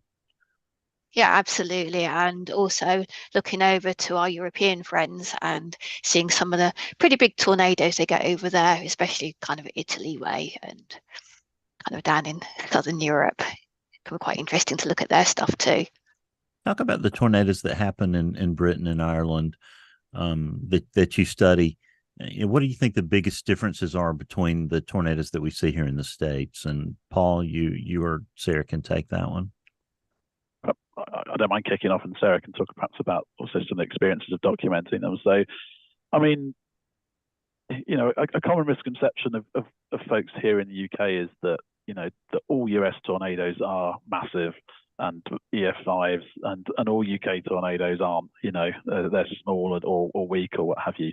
And so, one of our sort of messages we like to get out is actually, a lot of tornadoes in the States are not, well, most of course are not strong to violent tornadoes, but all tornadoes are potentially damaging, and all tornadoes, as you've been talking about, and even demonstrating, sadly in the last few days, all tornadoes have the propensity to injure and kill. So I'd say the biggest difference, or at least on the face of it, is the kind of synoptic environments that would spawn tornadoes. A large number of our tornadoes, are certainly the more prolific days where perhaps 5 or more tornadoes occur, generally come from QLCS, so linear systems along strong cold fronts of Atlantic storm systems coming in. Various studies, in fact, they've taken off. Not a good pun, but in sort of the last 10 years or so, really, with guys like David Schultz at the University of Manchester, he's a fellow countryman of you guys. Maybe some of you have heard of Dave Schultz, Eloquent Science. He runs a blog about that as well. So, and he and PhD students and other folks have been doing research into these QLCS, cold front rain band tornadoes, spotting, and documenting synoptic patterns that lead to them. So core gap, so you get some nice kind of lines of precipitation on the cold front, and the gaps between some of these elements have small mesocyclones in which spin up. Like I say, no warnings around them. Doppler radar has been introduced across the UK and Ireland now in the last sort of 5 years, I guess, and dual pole as well, actually. So all radars are sort of now enabled with Doppler and dual pole, and we do see, but only via our colleagues at the Met Office in Toro, occasionally some signatures, some rotational signatures, but none of that radar is actually in the public domain at the moment. So we just have the composite reflectivity, and that's it really. So for us guys looking at it, we're still dealing with basically just looking for interesting looking precip signatures, which is far from ideal. But yeah, I guess the biggest difference is the climatology. Large warm season supercell storms are very rare in the UK. They're quite common actually on the near continent. So there's a zone from southwest France up through eastern France into southern and central Germany, which really gets a bunch of severe hailstorms through the summer, spring and summer months. EMLs coming off of Spain, the high ground of Spain, and off the Alps as well contribute to that. We sometimes tap into that sort of AMS here in the UK, but it's quite rare. But as we've been talking about, when the conditions are suitable, then those kind of storms will kick off here as well. But a lot of our storms are in autumn and winter from cold fronts, high shear, low cape environments, and our storm season is all year round basically. There's not really a really preferred time of year, but probably autumn for the linear systems. The fall is the most likely time to get those. But Sarah, your experience of the damages as well, I guess. Yeah, and certainly I found, the past 3 autumns have been quite significant in terms of UK tornadoes. So most of our tornadoes are pretty weak, and so 2 years ago we had a meso low that went through the UK in Halloween, which created around 14 tornadoes along a track from the south of England all the way through to Lincolnshire. And there was a good team of us surveying those. My first kind of really severe tornado that I saw was just back in beginning of November, so the 1st, 2nd of November, when we had the Jersey tornado. So I'm quite used to looking at tornadoes where you're kind of looking at some kind of tiles off houses. Sometimes roofs can be quite badly damaged, trees down, lots of very upset, shocked people, of course, because they don't expect it. In Jersey, flew over there a couple of days after the tornado, and they had already suffered from Storm Kieran. So Storm Kieran was a big windstorm that they were expecting kind of 100-mile-an-hour gusts anyway. But what they weren't expecting was this tornado to hit. And about 3 hours before the main kind of wind gusts really got going from Storm Kieran, this tornado hit the eastern side of Jersey and straight away collapsed the upper floors of a residential home, and it kind of did that damage right across. So this is not something that I'd kind of seen before. I'd seen kind of badly damaged roofs, but not to this kind of scale. And right across the island, you had this kind of really severe damage. And 2 days to kind of like try and plot as much as I could and talk to the people. Jersey Met, the Met service there were brilliant in terms of kind of transporting me around and making the way as smooth as possible. So we're seeing a lot of debris throw, seeing things lofted for kind of 200-300 meters, big heavy things, and cars were thrown. And this was an event that Jersey had never seen in their kind of recorded history, really. they'd seen a T3 tornado that we know about several years ago, but nothing this strong. I got a quick question, and I think Paul kind of mentioned it in the chat, but I was talking to someone at the Met Office several years ago, and they told me that the UK has more tornadoes in the, I guess, the EF1 and, below rating than anywhere else in the country. And I thought they meant like per square mile or per square kilometer, but maybe they meant like per country. I mean, the US obviously has some areas where we have a tremendous amount of tornadic activity, but we also have a lot of areas where we don't have any. And I'm wondering, is there what are the stats? I mean, how many tornadoes, like really, really weak tornadoes, do you get? And do you think they're underobserved? Yeah, we think. Sorry. Oh, sorry. We average kind of 35 a year or so, but that does really vary wildly from year to year. So some years we can see a lot more than that. I'd say that in some areas we have quite dense population, and so we get probably kind of like in the southeast of England, which is where I am, we probably get quite a high number reported. In other parts, we don't kind of get those reports in so much.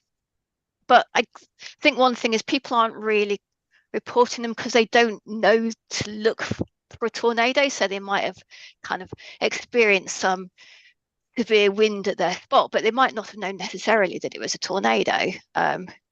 If they're not looking out of their window, they just go, wow, that was a bit wild, had some damage here, but they won't necessarily know what the cause of that damage was. And Toro has been instrumental in documenting these. So in the last 50 years, it was started by Dr. Terence Meaden in 1974, who realised there were tornadoes in the UK and Ireland, and that they did pose a threat to life and limb and property. But since then, looking back to the earliest documented tornado we actually have is in 1091 at St Mary Le Bow in London. No one is around to talk about that one anymore, sadly. But we have over 3,500 tornado records on file now. Since then, of course, most of them in the more recent times. And like Sarah says, we rely mostly on the reports coming in from the public. We do see more coming in now, and social media has certainly helped us with that as well. But also, we trawl the press. In the past, Terence Meaden had a press cutting service. So basically, words like tornado or strong wind or squall, all of those things. Someone will, you subscribe to the service, they cut out a piece of newspaper and send it to you and all that. And these days, of course, you can set up Google News alerts for that. So we have folks that do that. But yeah, we also, if we see on the local news or something that there's been some trees down, and we know the synoptics looked interesting or the radar looked interesting, then we're like, okay, we sort of latch onto that. And and we're pretty densely populated set of islands, certainly down in the south, like Sarah said. So if you take England, for example, the land area of England is about the same as Oklahoma without the panhandle, and yet in England, I think we have 55 million is the population. So we're kind of boxed in pretty tightly, certainly down in the south. So, it's quite likely that a storm will affect something and someone will see it. But, there's still a lot of countryside as well. So we do rely on the reports coming in. But, briefly back to the Jersey tornado that Sarah mentioned. Jersey is an island actually off the south coast of the UK. It's not part of the UK. It's one of these weird things. It's what's called a crown dependency, but it's not actually classed as part of the UK. It's a small island, 5 by 8 miles across. And the tornado managed to cross the entire island in about 5 minutes, and was really strong. That came from a supercell thunderstorm. In the cool season, we got a nearby sounding, which I've got up on the screen here. And we were talking about high shear, low cape environment. There was around about 700 joules per kilogram of surface space cape off the sea, because the seas are still pretty warm, well, relatively warm at this time of year, not that warm, but the shear is incredible. 0 to 1 kilometer SRH is calculated by the software anyway, 490 joules per kilogram.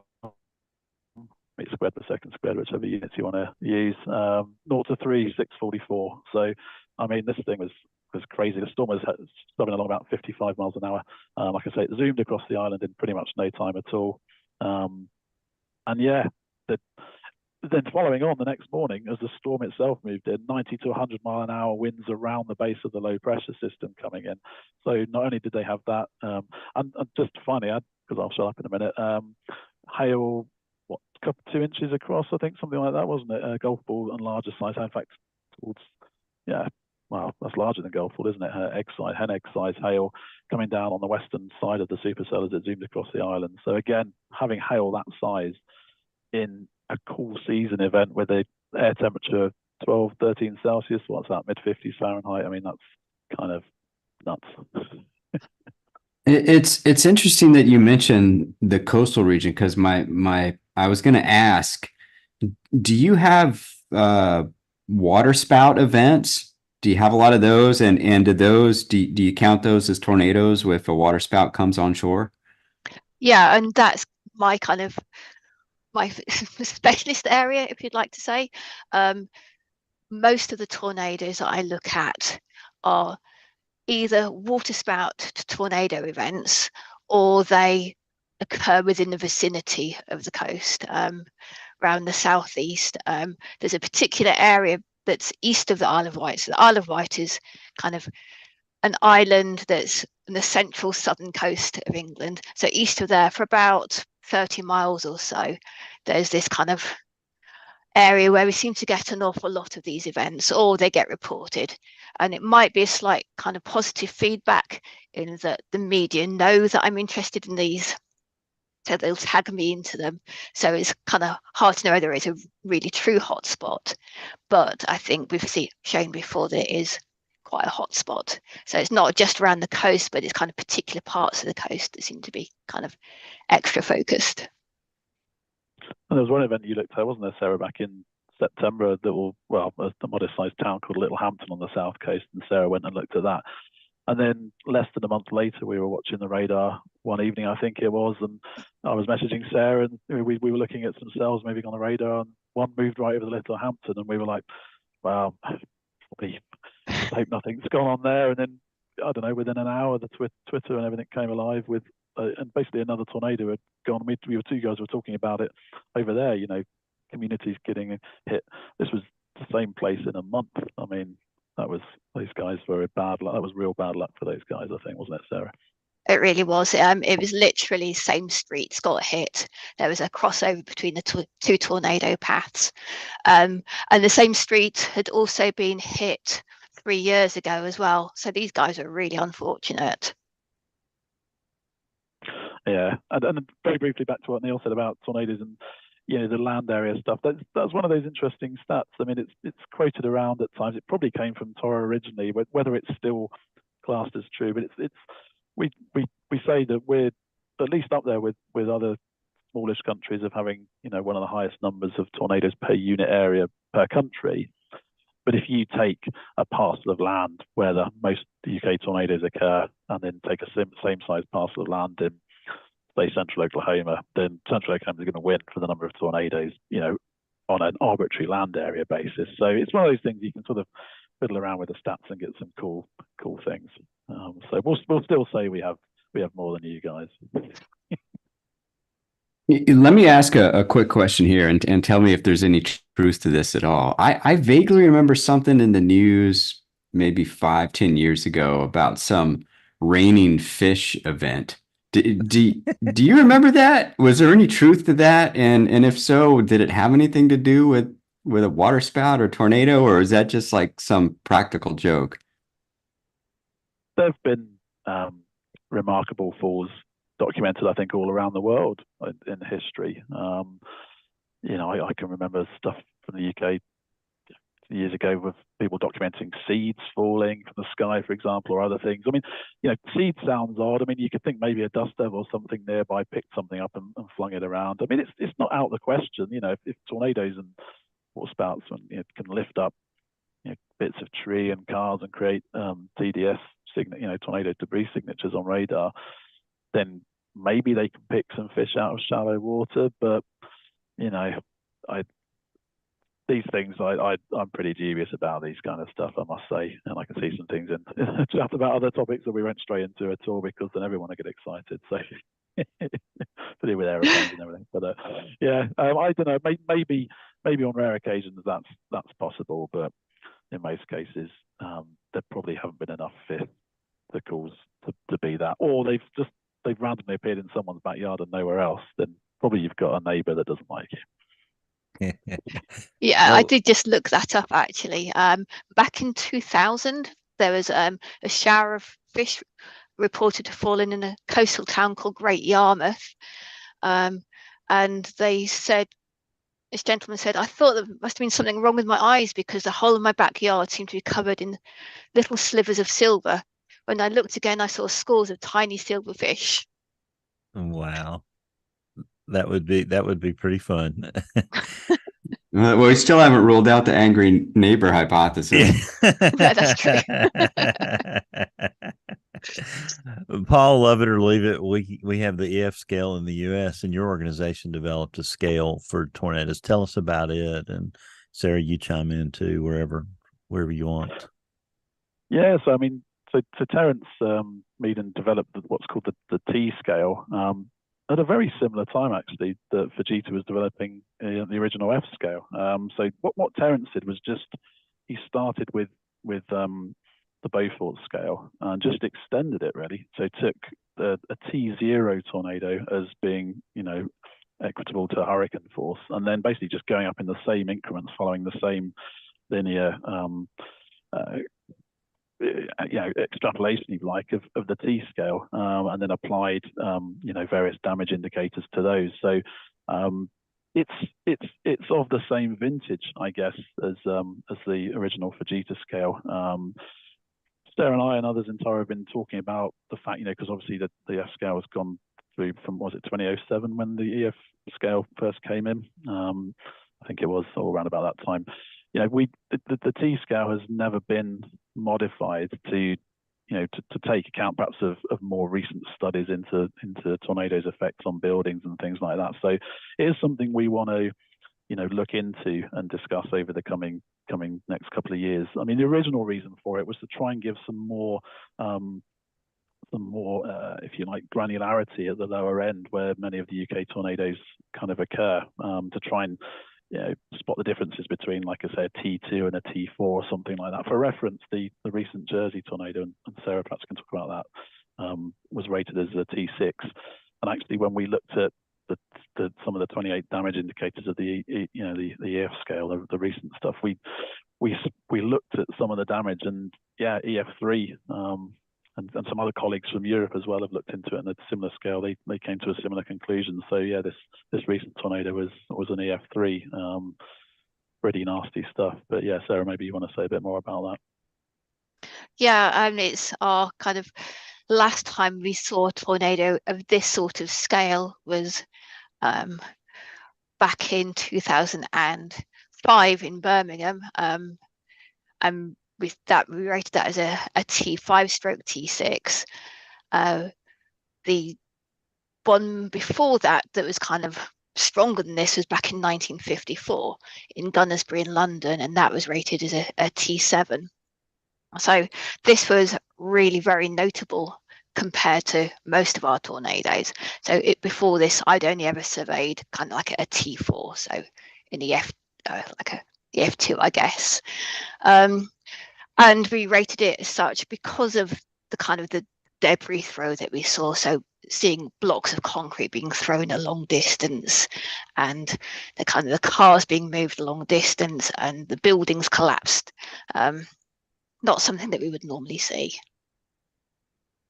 Sarah, what's your biggest tornado outbreak in the recorded history of England and Ireland? How many tornadoes would that be? So back in 1981, which was November, so 23rd of November, we recorded 104 tornadoes that went primarily through the Midlands, up into northern England and East Anglia. 3 of those reached a T4. So Paul, can you remember any any greater outbreaks than that?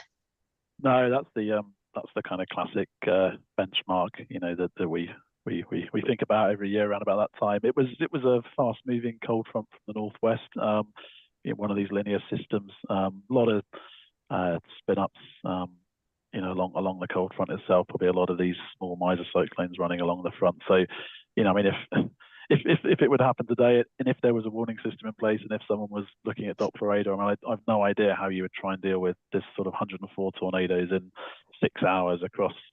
It was only kind of the southeastern half, if you like, in the UK. It's just like taking half of Oklahoma and sticking 104 tornadoes on it in a 6-hour period and staying on top of the warnings. In that case, I mean, yeah. I mean, most of them were pretty weak, but there was a few, like Sarah said, there was a few stronger events stuck in there as well. So that was a pretty interesting event. And yeah, it's been studied, and I think some simulations using WRF models, have been run to try and, and they do simulate some kind of lines with these cores and gaps in it as well. So really modest cape, though, probably 100 to 200 at most, maybe not even that. So really, really shallow stuff, probably only about 3 kilometer deep, line convection as well. So I don't think you'd have a hope of detecting stuff with that on radar, really. Bill's encouraging me to say whack-a-mole. Yeah, and I'm just thinking you're just that's a nightmare to think about an area half the size of Oklahoma with 104 tornadoes, and I'm picturing one big polygon. Like it would be a tornado watch effectively, but we call it a warning. I mean, yeah, in most cases with these tornadoes, they were weak events, 0 or 1s on the T scale, I think, maybe a couple of 2s. So that's equating to kind of mostly sub 100 mile an hour winds. So if you just did a big warning, hey, there's a derecho or whatever moving through, gusts up to 100 or something like that, then whether it's spinning or straight, I mean, the effects are going to be similar, I guess, aren't they? Be like J.B. Elliott on the night of April 3rd, 1974, issued a tornado warning for the northwestern quarter of Alabama. James Spann, do you remember that event? I do. I know you know that event, but do you remember that warning? Yeah, that's a little large area, but you got to do what you got to do at the time. That's the best we could do. Jen, everyone wants to ask a question about weather history. Yeah, I have a history question. We do at Tornado Talk, we write tornado history summaries, and we actually have somebody who's going to be doing a guest write-up for us on the 1913 outbreak. Do you guys know much information about that? Is that Ken Pryor? Can't remember if that was Ken. I was going to say, is it Ken Pryor? Because Ken Pryor, I thought, was going to write something about was thinking about that tornado outbreak as well. Yeah, that was that ran up through parts of Wales. So Wales borders on England on parts of the western side of England. 27th of October 1913. Yeah. I think there was a T6 running up through there, wasn't there? That was a pretty intense one. I think there was at least 1 or 2 fatalities from that as well. So yeah, it's our highest recorded death toll, our highest well-recorded death toll. Then 5 people were sadly killed. Yeah, and I think it was either 1 or more tornadoes in a relatively small corridor, probably from just 1 or 2 fast-moving low-top supercell storms, I would imagine. There's again some hindcast simulations have been made to try and see what sort of event this might have been. They're a little bit inconclusive at the moment, but yeah, that's a pretty standout event, I would say, of the 20th century, actually, Jen. So, was the 1913 tornado? Did you have a T7 in that event? Did I read that at some point, Paul? Sorry, Dr. Kim, I want you to go next, but I wanted to ask that question. What's the highest recorded on your scale there in England and Ireland? The highest on record is a T8. There's 2 actually. One though is the 1091 tornado. So you have to be a little bit careful. The building codes are probably a little less strict in those days than now. And then the other one was in the 1800s, I think, Sarah, in Portsmouth on the south coast of England, 1810. I'm kind of thinking something around That's that right, yes. And there's one in 1666 as well. That's right, yeah. So another October one. So it's I think T6 or 7, close to 8, which is EF3, perhaps bordering on EF4, that's probably at the top of the climatology of what we've seen. But in recent years, we've seen some pretty major hailstorms. Not that we haven't in the past, but some really big hailstorms. Back in 2012, towards the end of June, 2012, 28th of June, we had 4 or 5 simultaneous supercells in a hot air mass. 2,000 plus joules a cape, 50 knots a steer.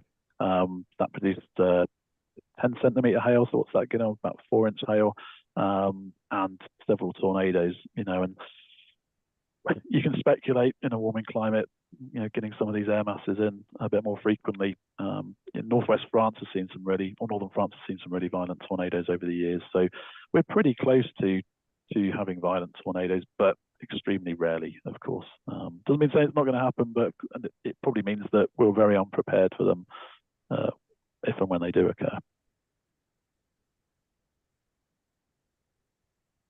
Well, I'd love to talk about that piece of, how do you prepare your publics when severe weather is possible? You guys have sort of a different communication system than we do, right? Everything from what we have as outlooks to the watch warning system is a little bit different. Can you walk us through what that looks like if we were to visit, southeastern UK, and that this is on the horizon?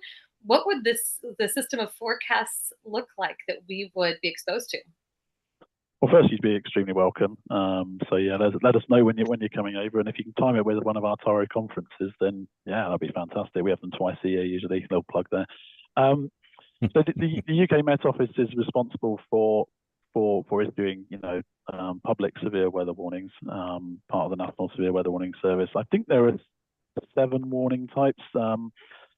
They stretch from strong wind, wind storm warnings from like Atlantic storms. There's thunderstorm warnings, which are primarily for heavy rain and flash flooding from thunderstorms and convection. There's also a heavy rain warning, which is usually more for what we might call synoptic atmospheric river type events, where you're going to get 4, 5, 6 inches of rain across the mountains of the west or something over a period of a few days. There's an excessive heat warning, which only came in a few years back and was already triggered because last year it was, wasn't it, Sarah, when we reached.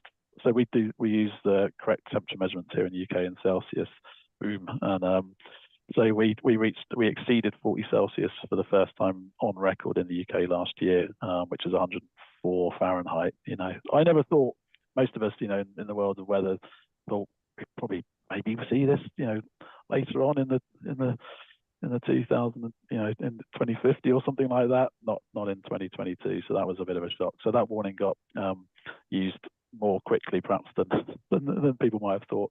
And there are other types of warnings. So, if you were coming over and the big Atlantic windstorm was on the way, then you'd see there are 3 different color states. There's a yellow warning, which is used, I think, too frequently, if I speak for myself. The wind, that covers every time there's a bit of a wind coming in, you get a yellow wind warning. Every time there's a bit of rain, you seem to get a yellow rain warning. So kind of no one really takes much notice of those. They're done on a matrix. They're all impact based now, so there's no specific thresholds for them. It's based on impact. So 80-mile-an-hour wind in northwest Scotland may not get much of a warning. 80-mile-an-hour wind in southeast England over London would probably get a red wind warning. So you get yellow, amber, and then red. And there's an impact likelihood matrix, and with a red square in the top right, and no colours down the bottom left. So yeah, Kim, if you were over and a windstorm was coming in towards southeast England, you might start off a few days out with a yellow wind warning, and then as it becomes more likely or deemed more likely, then it might go through amber and then through red. But for thunderstorms, for tornadoes, for example, there's no warning system in place or watch system in place for those. At Toro, we do put them out. But we're a voluntary organisation. There's nothing official about it at all. But we do attempt to do it. We look at the success rate each year in our spring conference, and we've been doing that since 2004. So we do have a record of how we're doing. It's tricky. We don't have many very obvious situations for tornadoes, really. Like I say, almost any autumn and winter time southwesterly flow with heavy showers coming in off the Atlantic Ocean or the English Channel into southern counties, almost any of those can occasionally spin up something which you're never going to just say, oh, there's a chance of it happening again. So we tend to look for these strong cold fronts primarily, or in the summertime, the big sort of hot southerly flows that come up. So yeah, it depends on the type of weather that's there, but yeah, wind warnings are perhaps the most wind and rain warnings are the most frequently issued ones, I would say, especially through the autumn and winter months. Yeah, and a quick follow-up on that. You mentioned the word warning and also gave a time scale that far supersedes just a couple of minutes. How long do these warnings last for this when you get a severe weather warning? So warnings can be issued, I think, up to 7 days ahead. And this is where my problem with the warning system comes in a bit. To me, the word warning means that you should do something, and you're probably going to have to do something soon. Well, if you're issuing a warning for something happening in 7 days' time, that's not a warning. That's a watch or an outlook or whatever. So I think the naming, my personal view is that the naming isn't correct of these severe weather warnings in the UK. And then you've got you've got a yellow warning, you've got an amber warning, you've got a red warning. So what, if there's a yellow warning, am I supposed to not do something?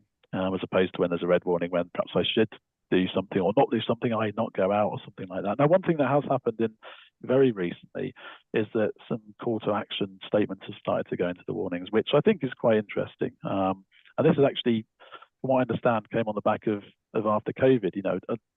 In the main, people appreciated being given advice about what they should or shouldn't do, through COVID. Not everyone did, but then they're probably not the people who will take much notice of warnings either, if I can be blunt. So there are call to actions. If there's a heavy rain warning or something, there'll be things about, don't drive into flooded roadways. I know you have the don't turn around, don't drown. That's been, that you guys have used for many years. But other things, snow events, what to do, just prepare your vehicle. Stuff that seems obvious, but it's not obvious to everybody about what they should do. So yeah, these call to action statements have started to go in recently. Which I think is a positive step, because otherwise people get the warning and they're not necessarily sure what they're to do with this information now that they've been told. Yeah, I had an issue this summer. We had some fairly strong thunderstorms, and I like doing ultra racing. So me and my daughter were doing a 100 kilometers, so 60-mile ultra race, and we had some thunderstorm warnings for the whole day. The organisers were aware, but basically didn't know what action to take. So we were out on the ridge in the Peak District, and I heard rumble of thunder, messaged Paul because I had very little kind of access to radar at the time to see what was going on. And I found the organisers just didn't know what to do at all. They were just sending us all back out into this storm on these hilltops with this very heavy lightning storm that was raging around us. People were sheltering under trees. There needs to be a lot of education in the UK what to do with thunderstorms. Yeah, and this is where it gets tough when you don't have that whole continuum. I know earlier I was talking about how we shouldn't put everything on this warning that's in the last couple of minutes, but it might be the case that you do need to have something that breaks up the day a little bit. So yeah, that's a really it's a really interesting and different system. I know people might hear you say warning. I think it's really important for people to understand that you mean something quite different. And so if there is something like a tornado that's ongoing in your country, is there any system to communicate about it downstream at all, barring the warning existing?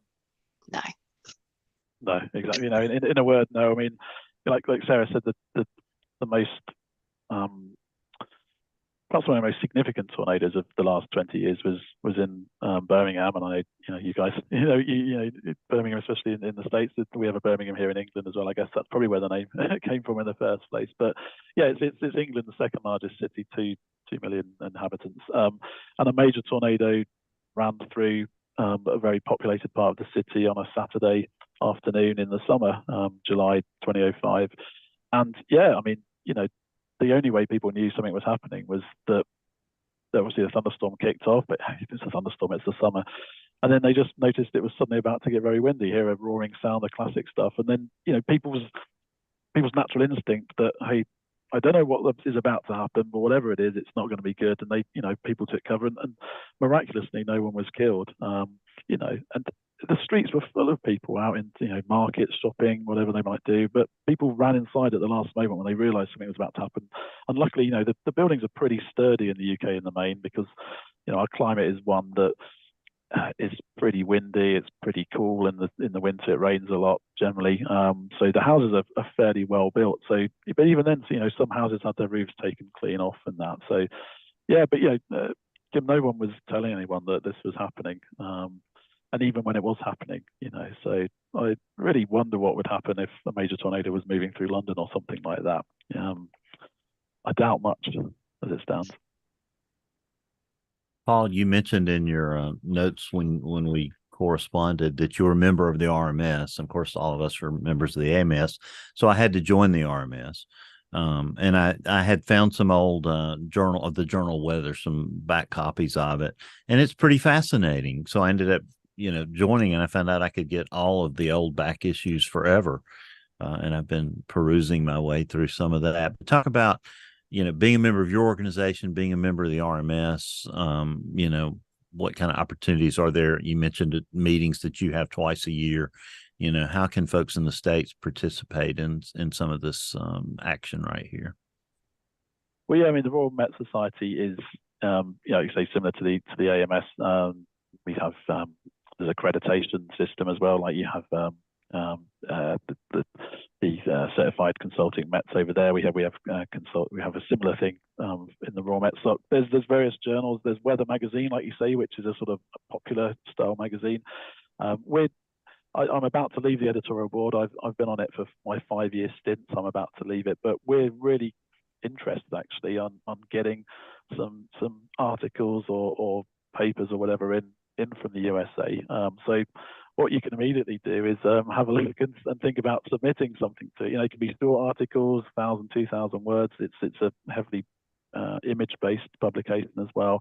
We're not looking for scientific treatise in weather and forecasting or something like that. This is generally a sort of high standard, popular science kind of magazine. So yeah, we're on the lookout for that. As far as Toro is concerned, I mean, we're sort of looking about what we do with our membership system, because in the past we did have a journal which we published various papers and stuff about UK tornadoes and everything else. But we in the end we ran out of material, at some point, and it's every editor's nightmare, of course, that you just don't have anything to publish anymore. So we had to wind that up, and we kind of wound up the system of membership at that point. So at the moment, people can join, and you join the forum, and you can participate in the forum. And yeah, so anyone can join that as it stands. We don't charge as it stands for doing that. Twice a year we have these conferences. They're in person again now. So unfortunately, unless you happen to be in the UK at the time, and if you are, around about April or around about October, if you happen to be on holiday in the UK, then drop Sarah and me a message and we'll invite you along and you can do a talk. There you go, James Spann. Get the WeatherBrains jet ready to go. Corporate jet. Yeah. I thought Dr. Neil would love this story. Peter Lynch from the University College in Dublin did in the 2016 edition an artist's impression of Louis Fry Richardson's fantastic Forecast Factory. I know Dr. Neil has probably looked at that before, and I thought that's pretty fascinating.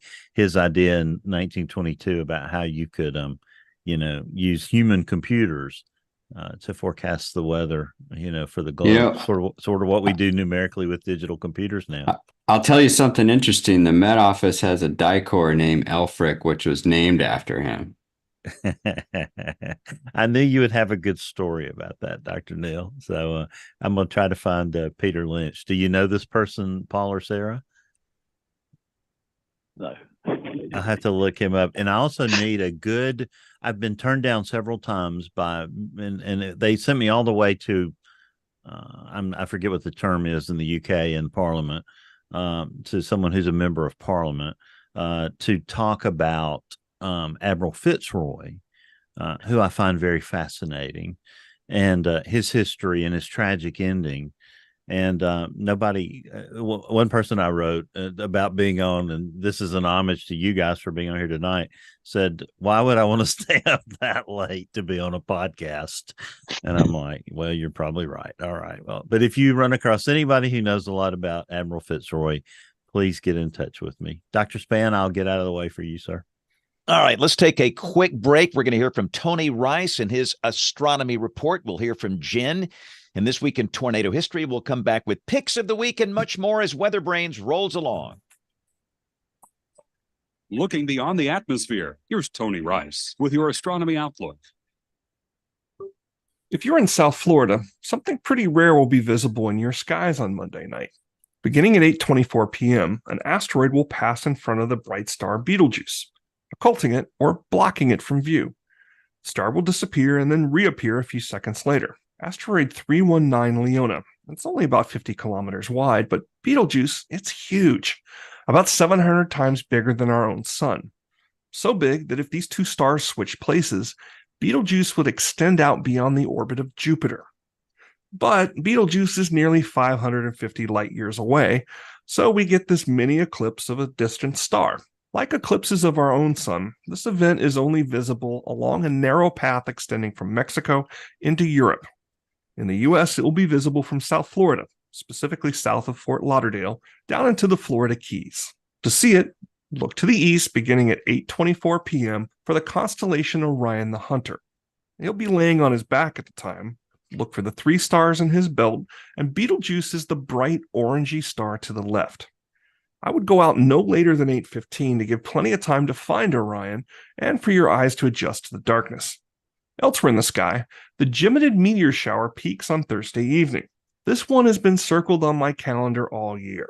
Not just because it's consistently among the most active, but this year's looking particularly good because the moon is just a couple of days past new. That makes for darker skies and more visible meteors. Constellation Gemini rises with the setting sun, so by about 10 p.m., you should have a pretty good chance of seeing some meteors. Look to the east, or if there's light pollution there, to the darkest part of your sky. Give yourself at least 15 minutes for your eyes to adjust here too. You'll be surprised how much more you'll see. Be patient. Meteors can spread out across the hours or come in bunches. The more time you spend outside, the more you'll see. Also, leave that phone inside. Each time you look at it, the timer on your night vision starts over again. That's your Astronomy Outlook. Follow me at RTP Hokie for more spacey stuff like this. This week in tornado history, 24 tornadoes were confirmed on December 16th, 2000. Half of those were in the state of Alabama, including the strongest of the day. It was a devastating F4 that pushed 18 miles through Tuscaloosa County. 11 were killed and 144 were injured. The tornado developed in the southwestern part of the county on the west side of the Black Warrior River and moved to the northeast. It hit home south of Shelton State Community College. As it crossed State Route 69, it hit a shopping center, including a Winn-Dixie. East of this area, a residential area was struck. At US 82, a number of mobile homes were destroyed, and several of the deaths occurred here. There was minor damage to the JVC manufacturing facility at Interstate 2059. At exit 77 of this interstate, several hotels, fast food restaurants, and truck stops were damaged, and several cars overturned. 9 fatalities occurred in mobile homes, 1 in a vehicle and 1 in a commercial building converted to residential use. A photo made its way to many newspapers after this event occurred. It was taken by Michael E. Palmer of the Tuscaloosa News. It showed Michael Harris carrying the body of an unconscious 6-year-old girl from her damaged mobile home. He rescued her from the rubble. That little girl is now a young woman with a family of her own. Her name, Whitney Crowder Daly. Tragically, Whitney lost her father and baby brother that horrible day. Her brother was the youngest victim of this tornado. If you enjoy WeatherBrains, there's a global community of thousands of weather enthusiasts you'll want to join. The American Meteorological Society's Weather Band at amsweatherband.org. Connect with weather enthusiasts all over the world, as well as 10,000 plus members of the AMS. You can swap questions, data, and stories with researchers, broadcasters, storm chasers, and more. Join interactive weather webinars, test your trivia knowledge, enter your photos in the WeatherBand photo contest, or attend the annual Jamposium. WeatherBand is a place to nurture and share your love of weather. Get full membership for just $12 per year by going to amsweatherband.org. All right, so we are going to roll right into picks of the week here. So we'll get out to somewhat close to time this week. We're going to go around the horn. Everybody's going to share something weather related, something cool, something exciting, something really, really good. And we'll gather all of these up and put the picks up on the website, weatherbrains.com, in the show notes. So, Dr. Neal, since you had to go last week, let's go with you first this week. What you got for us? So my pick of the week is the long-awaited video of me catching a big tarpon in a tiny canal with my friend Eric down in Miami. No one thought there was fish this big in canals that were literally like a foot or two deep. But we were down there goofing off, driving around these dirt roads, and saw some. I made one cast, hooked it, and got it to hand, let it go, and we'll see if it goes viral or not. And this is not a Photoshop job. This actually happened. No fish story here. No, this is real. I was using a fly rod that I normally would use for large trout. He told me, he's like, most of the fish in here are around 5 to 15 pounds. And this one was an easy 50 pounds. And so I basically, he was filming the whole thing. He's an artist down in Miami, but kind of a YouTuber in the fly fishing community.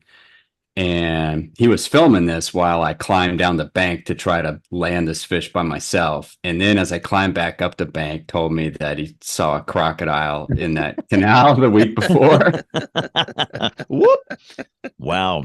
Well, so Neal is not on social media. We all need to post this up on the social media channels so that the world can see what this man did. That's a tremendous photograph, and we believe you. It actually did happen. It's not a fish story.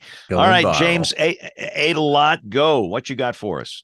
One of my Twitter follows is an undergrad up at Central Michigan, Kyle Gillette, and he posted Saturday night several of the ACARS aircraft-based soundings from around Nashville, and it is just a classic environment. The shear is off the chart. I mean, all the parameters are just supportive of tornadoes, which makes it not surprising that's what we got.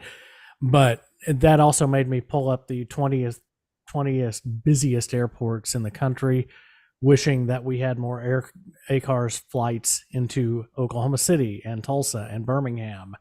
And Nashville's about the 19th busiest in terms of flight operations. So you do get Dallas, Fort Worth, Denver. They're well represented with ACARS soundings. And of course, one of the weaknesses is airplanes don't spend that much time down low where you want to see that resolution.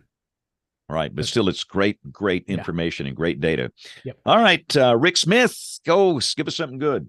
Another along the December 9th tornado event theme. Found a tweet today that had some guy had taken 16 different versions of that video about the time it's hitting that power facility and that bright orange explosion, and he synced them all up. So this my pick of the week is a link to his tweet of that video, and it's pretty interesting just that many videos of it all synced together, and pretty spectacular stuff. Very cool. And again, all the links will be up on weatherbrains.com. Mine, some GIS guru within the Weather Service, they took the White Christmas probability map that we've all seen, but they have made it interactive, which is pretty interesting. So if you're dreaming of a white Christmas and want to know your probability, that'll be my pick of the week. Although this year it doesn't look really good. Looks like kind of mild Pacific air is going to flood the country around Christmas time. All right, Kim, go. Give us something good. All right. Well, I picked something this week that came to us from a friend of the show, Brett Umflett. He messaged us today with a link to a cute Instagram account called A Daily Cloud, where there's an artist that takes in pictures of clouds that people send, and he makes them happy. He draws little happy faces, turns them into animals. And I looked at it and thought, this is really cute. Sometimes we need to not just think about death, but also about happy little clouds. This is what Bob Ross would want us to do. So you can check it out. Happy is good. We like happy. All right, Jen, give us something happy. I wish I could. I do want to say, first of all, just one quick reflection on December 9th.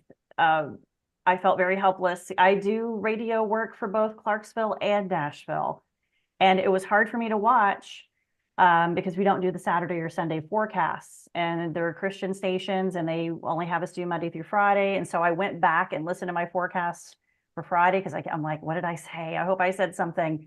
I said tornado threat low, but not zero. So I at least said the tornado word, but I just feel helpless sometimes. And it's hard when you only have 20, 23 seconds to say what you want to say. And so my heart is really breaking for those communities. I try to give some different type of forecasts today when I was talking about that. But anyway, I'm going to go back to the fireball real quick. First of all, I want to say, I don't think we should be nuking tornadoes. And Sam didn't want to talk about that very much, but I do want to mention that Roger Edwards has a great tweet thread that talks about, I want to read this, processes far deeper in the storm and long lasting with much more energy than the explosion regulate tornado maintenance. And so, yes, the fireball did evaporate the clouds, but we're not going to disrupt our tornadoes with nukes. And thank you, Roger Edwards, for being a voice of reason. And so that is my pick of the week. Boy, can you think of the fallout you could disperse with a tornado? And we can send a check like 250 miles.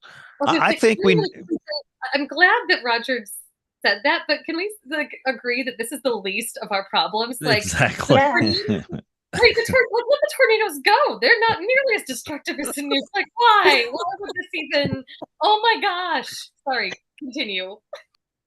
I think the solution is to get the Coyote to get one of his rockets he uses to get the Roadrunner and from Acme, one of those Acme rockets, and fire those things at the tornado, and that's what's going to work.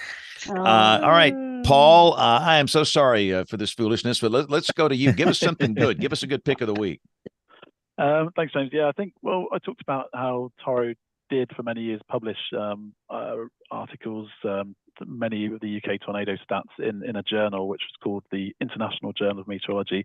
So my pick of the week will be the archive page of that, where you can look back at any issue from 1975 through 2017.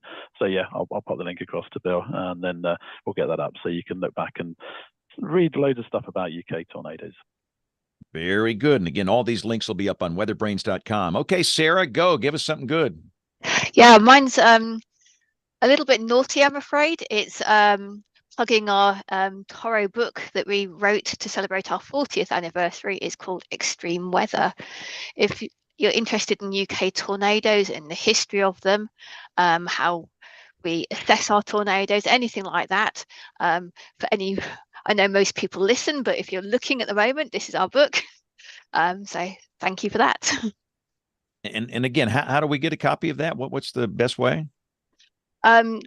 It's still sold by Amazon. Am I allowed to say that? Sure. Yeah, say cool. Whatever you want to here. Fabulous. But I can drop that link through. Okay, awesome. We'll get a link to all of those up on weatherbrains.com. So we are going to need to wrap it up. This has been a really fascinating show. No pick for me? Oh, I'm sorry, Bill. Goodness. See, the last week I forgot Neil. Now it's just like, go. I am so sorry. Go. All right. Well, I'm gonna pick the RMS, the Royal Meteorological Society, since we've covered Toro pretty well. But I've been fascinated with it over the weekend. And James, starting with tonight, the next 4 months of guests are some of the most incredible we've ever had. I was watching the show The Bear. Have y'all watched that show on Hulu? A pretty popular show about a restaurant in Chicago. And in the show, the expediter in the kitchen says, "I got a VIP on 22. It's Tom Skilling." And I thought, that's just perfect. He'll join us next Thursday morning for a special show on the 21st, which will be our holiday week show, and we'll have Tom Skilling. But we got fabulous guests over the next 4 months. I can't even tell you about all of them, and want to thank our guests tonight for staying up late with us. This has been a real treat. Paul and Sarah, thank you so much for doing this. It meant a lot to us. All right, good deal.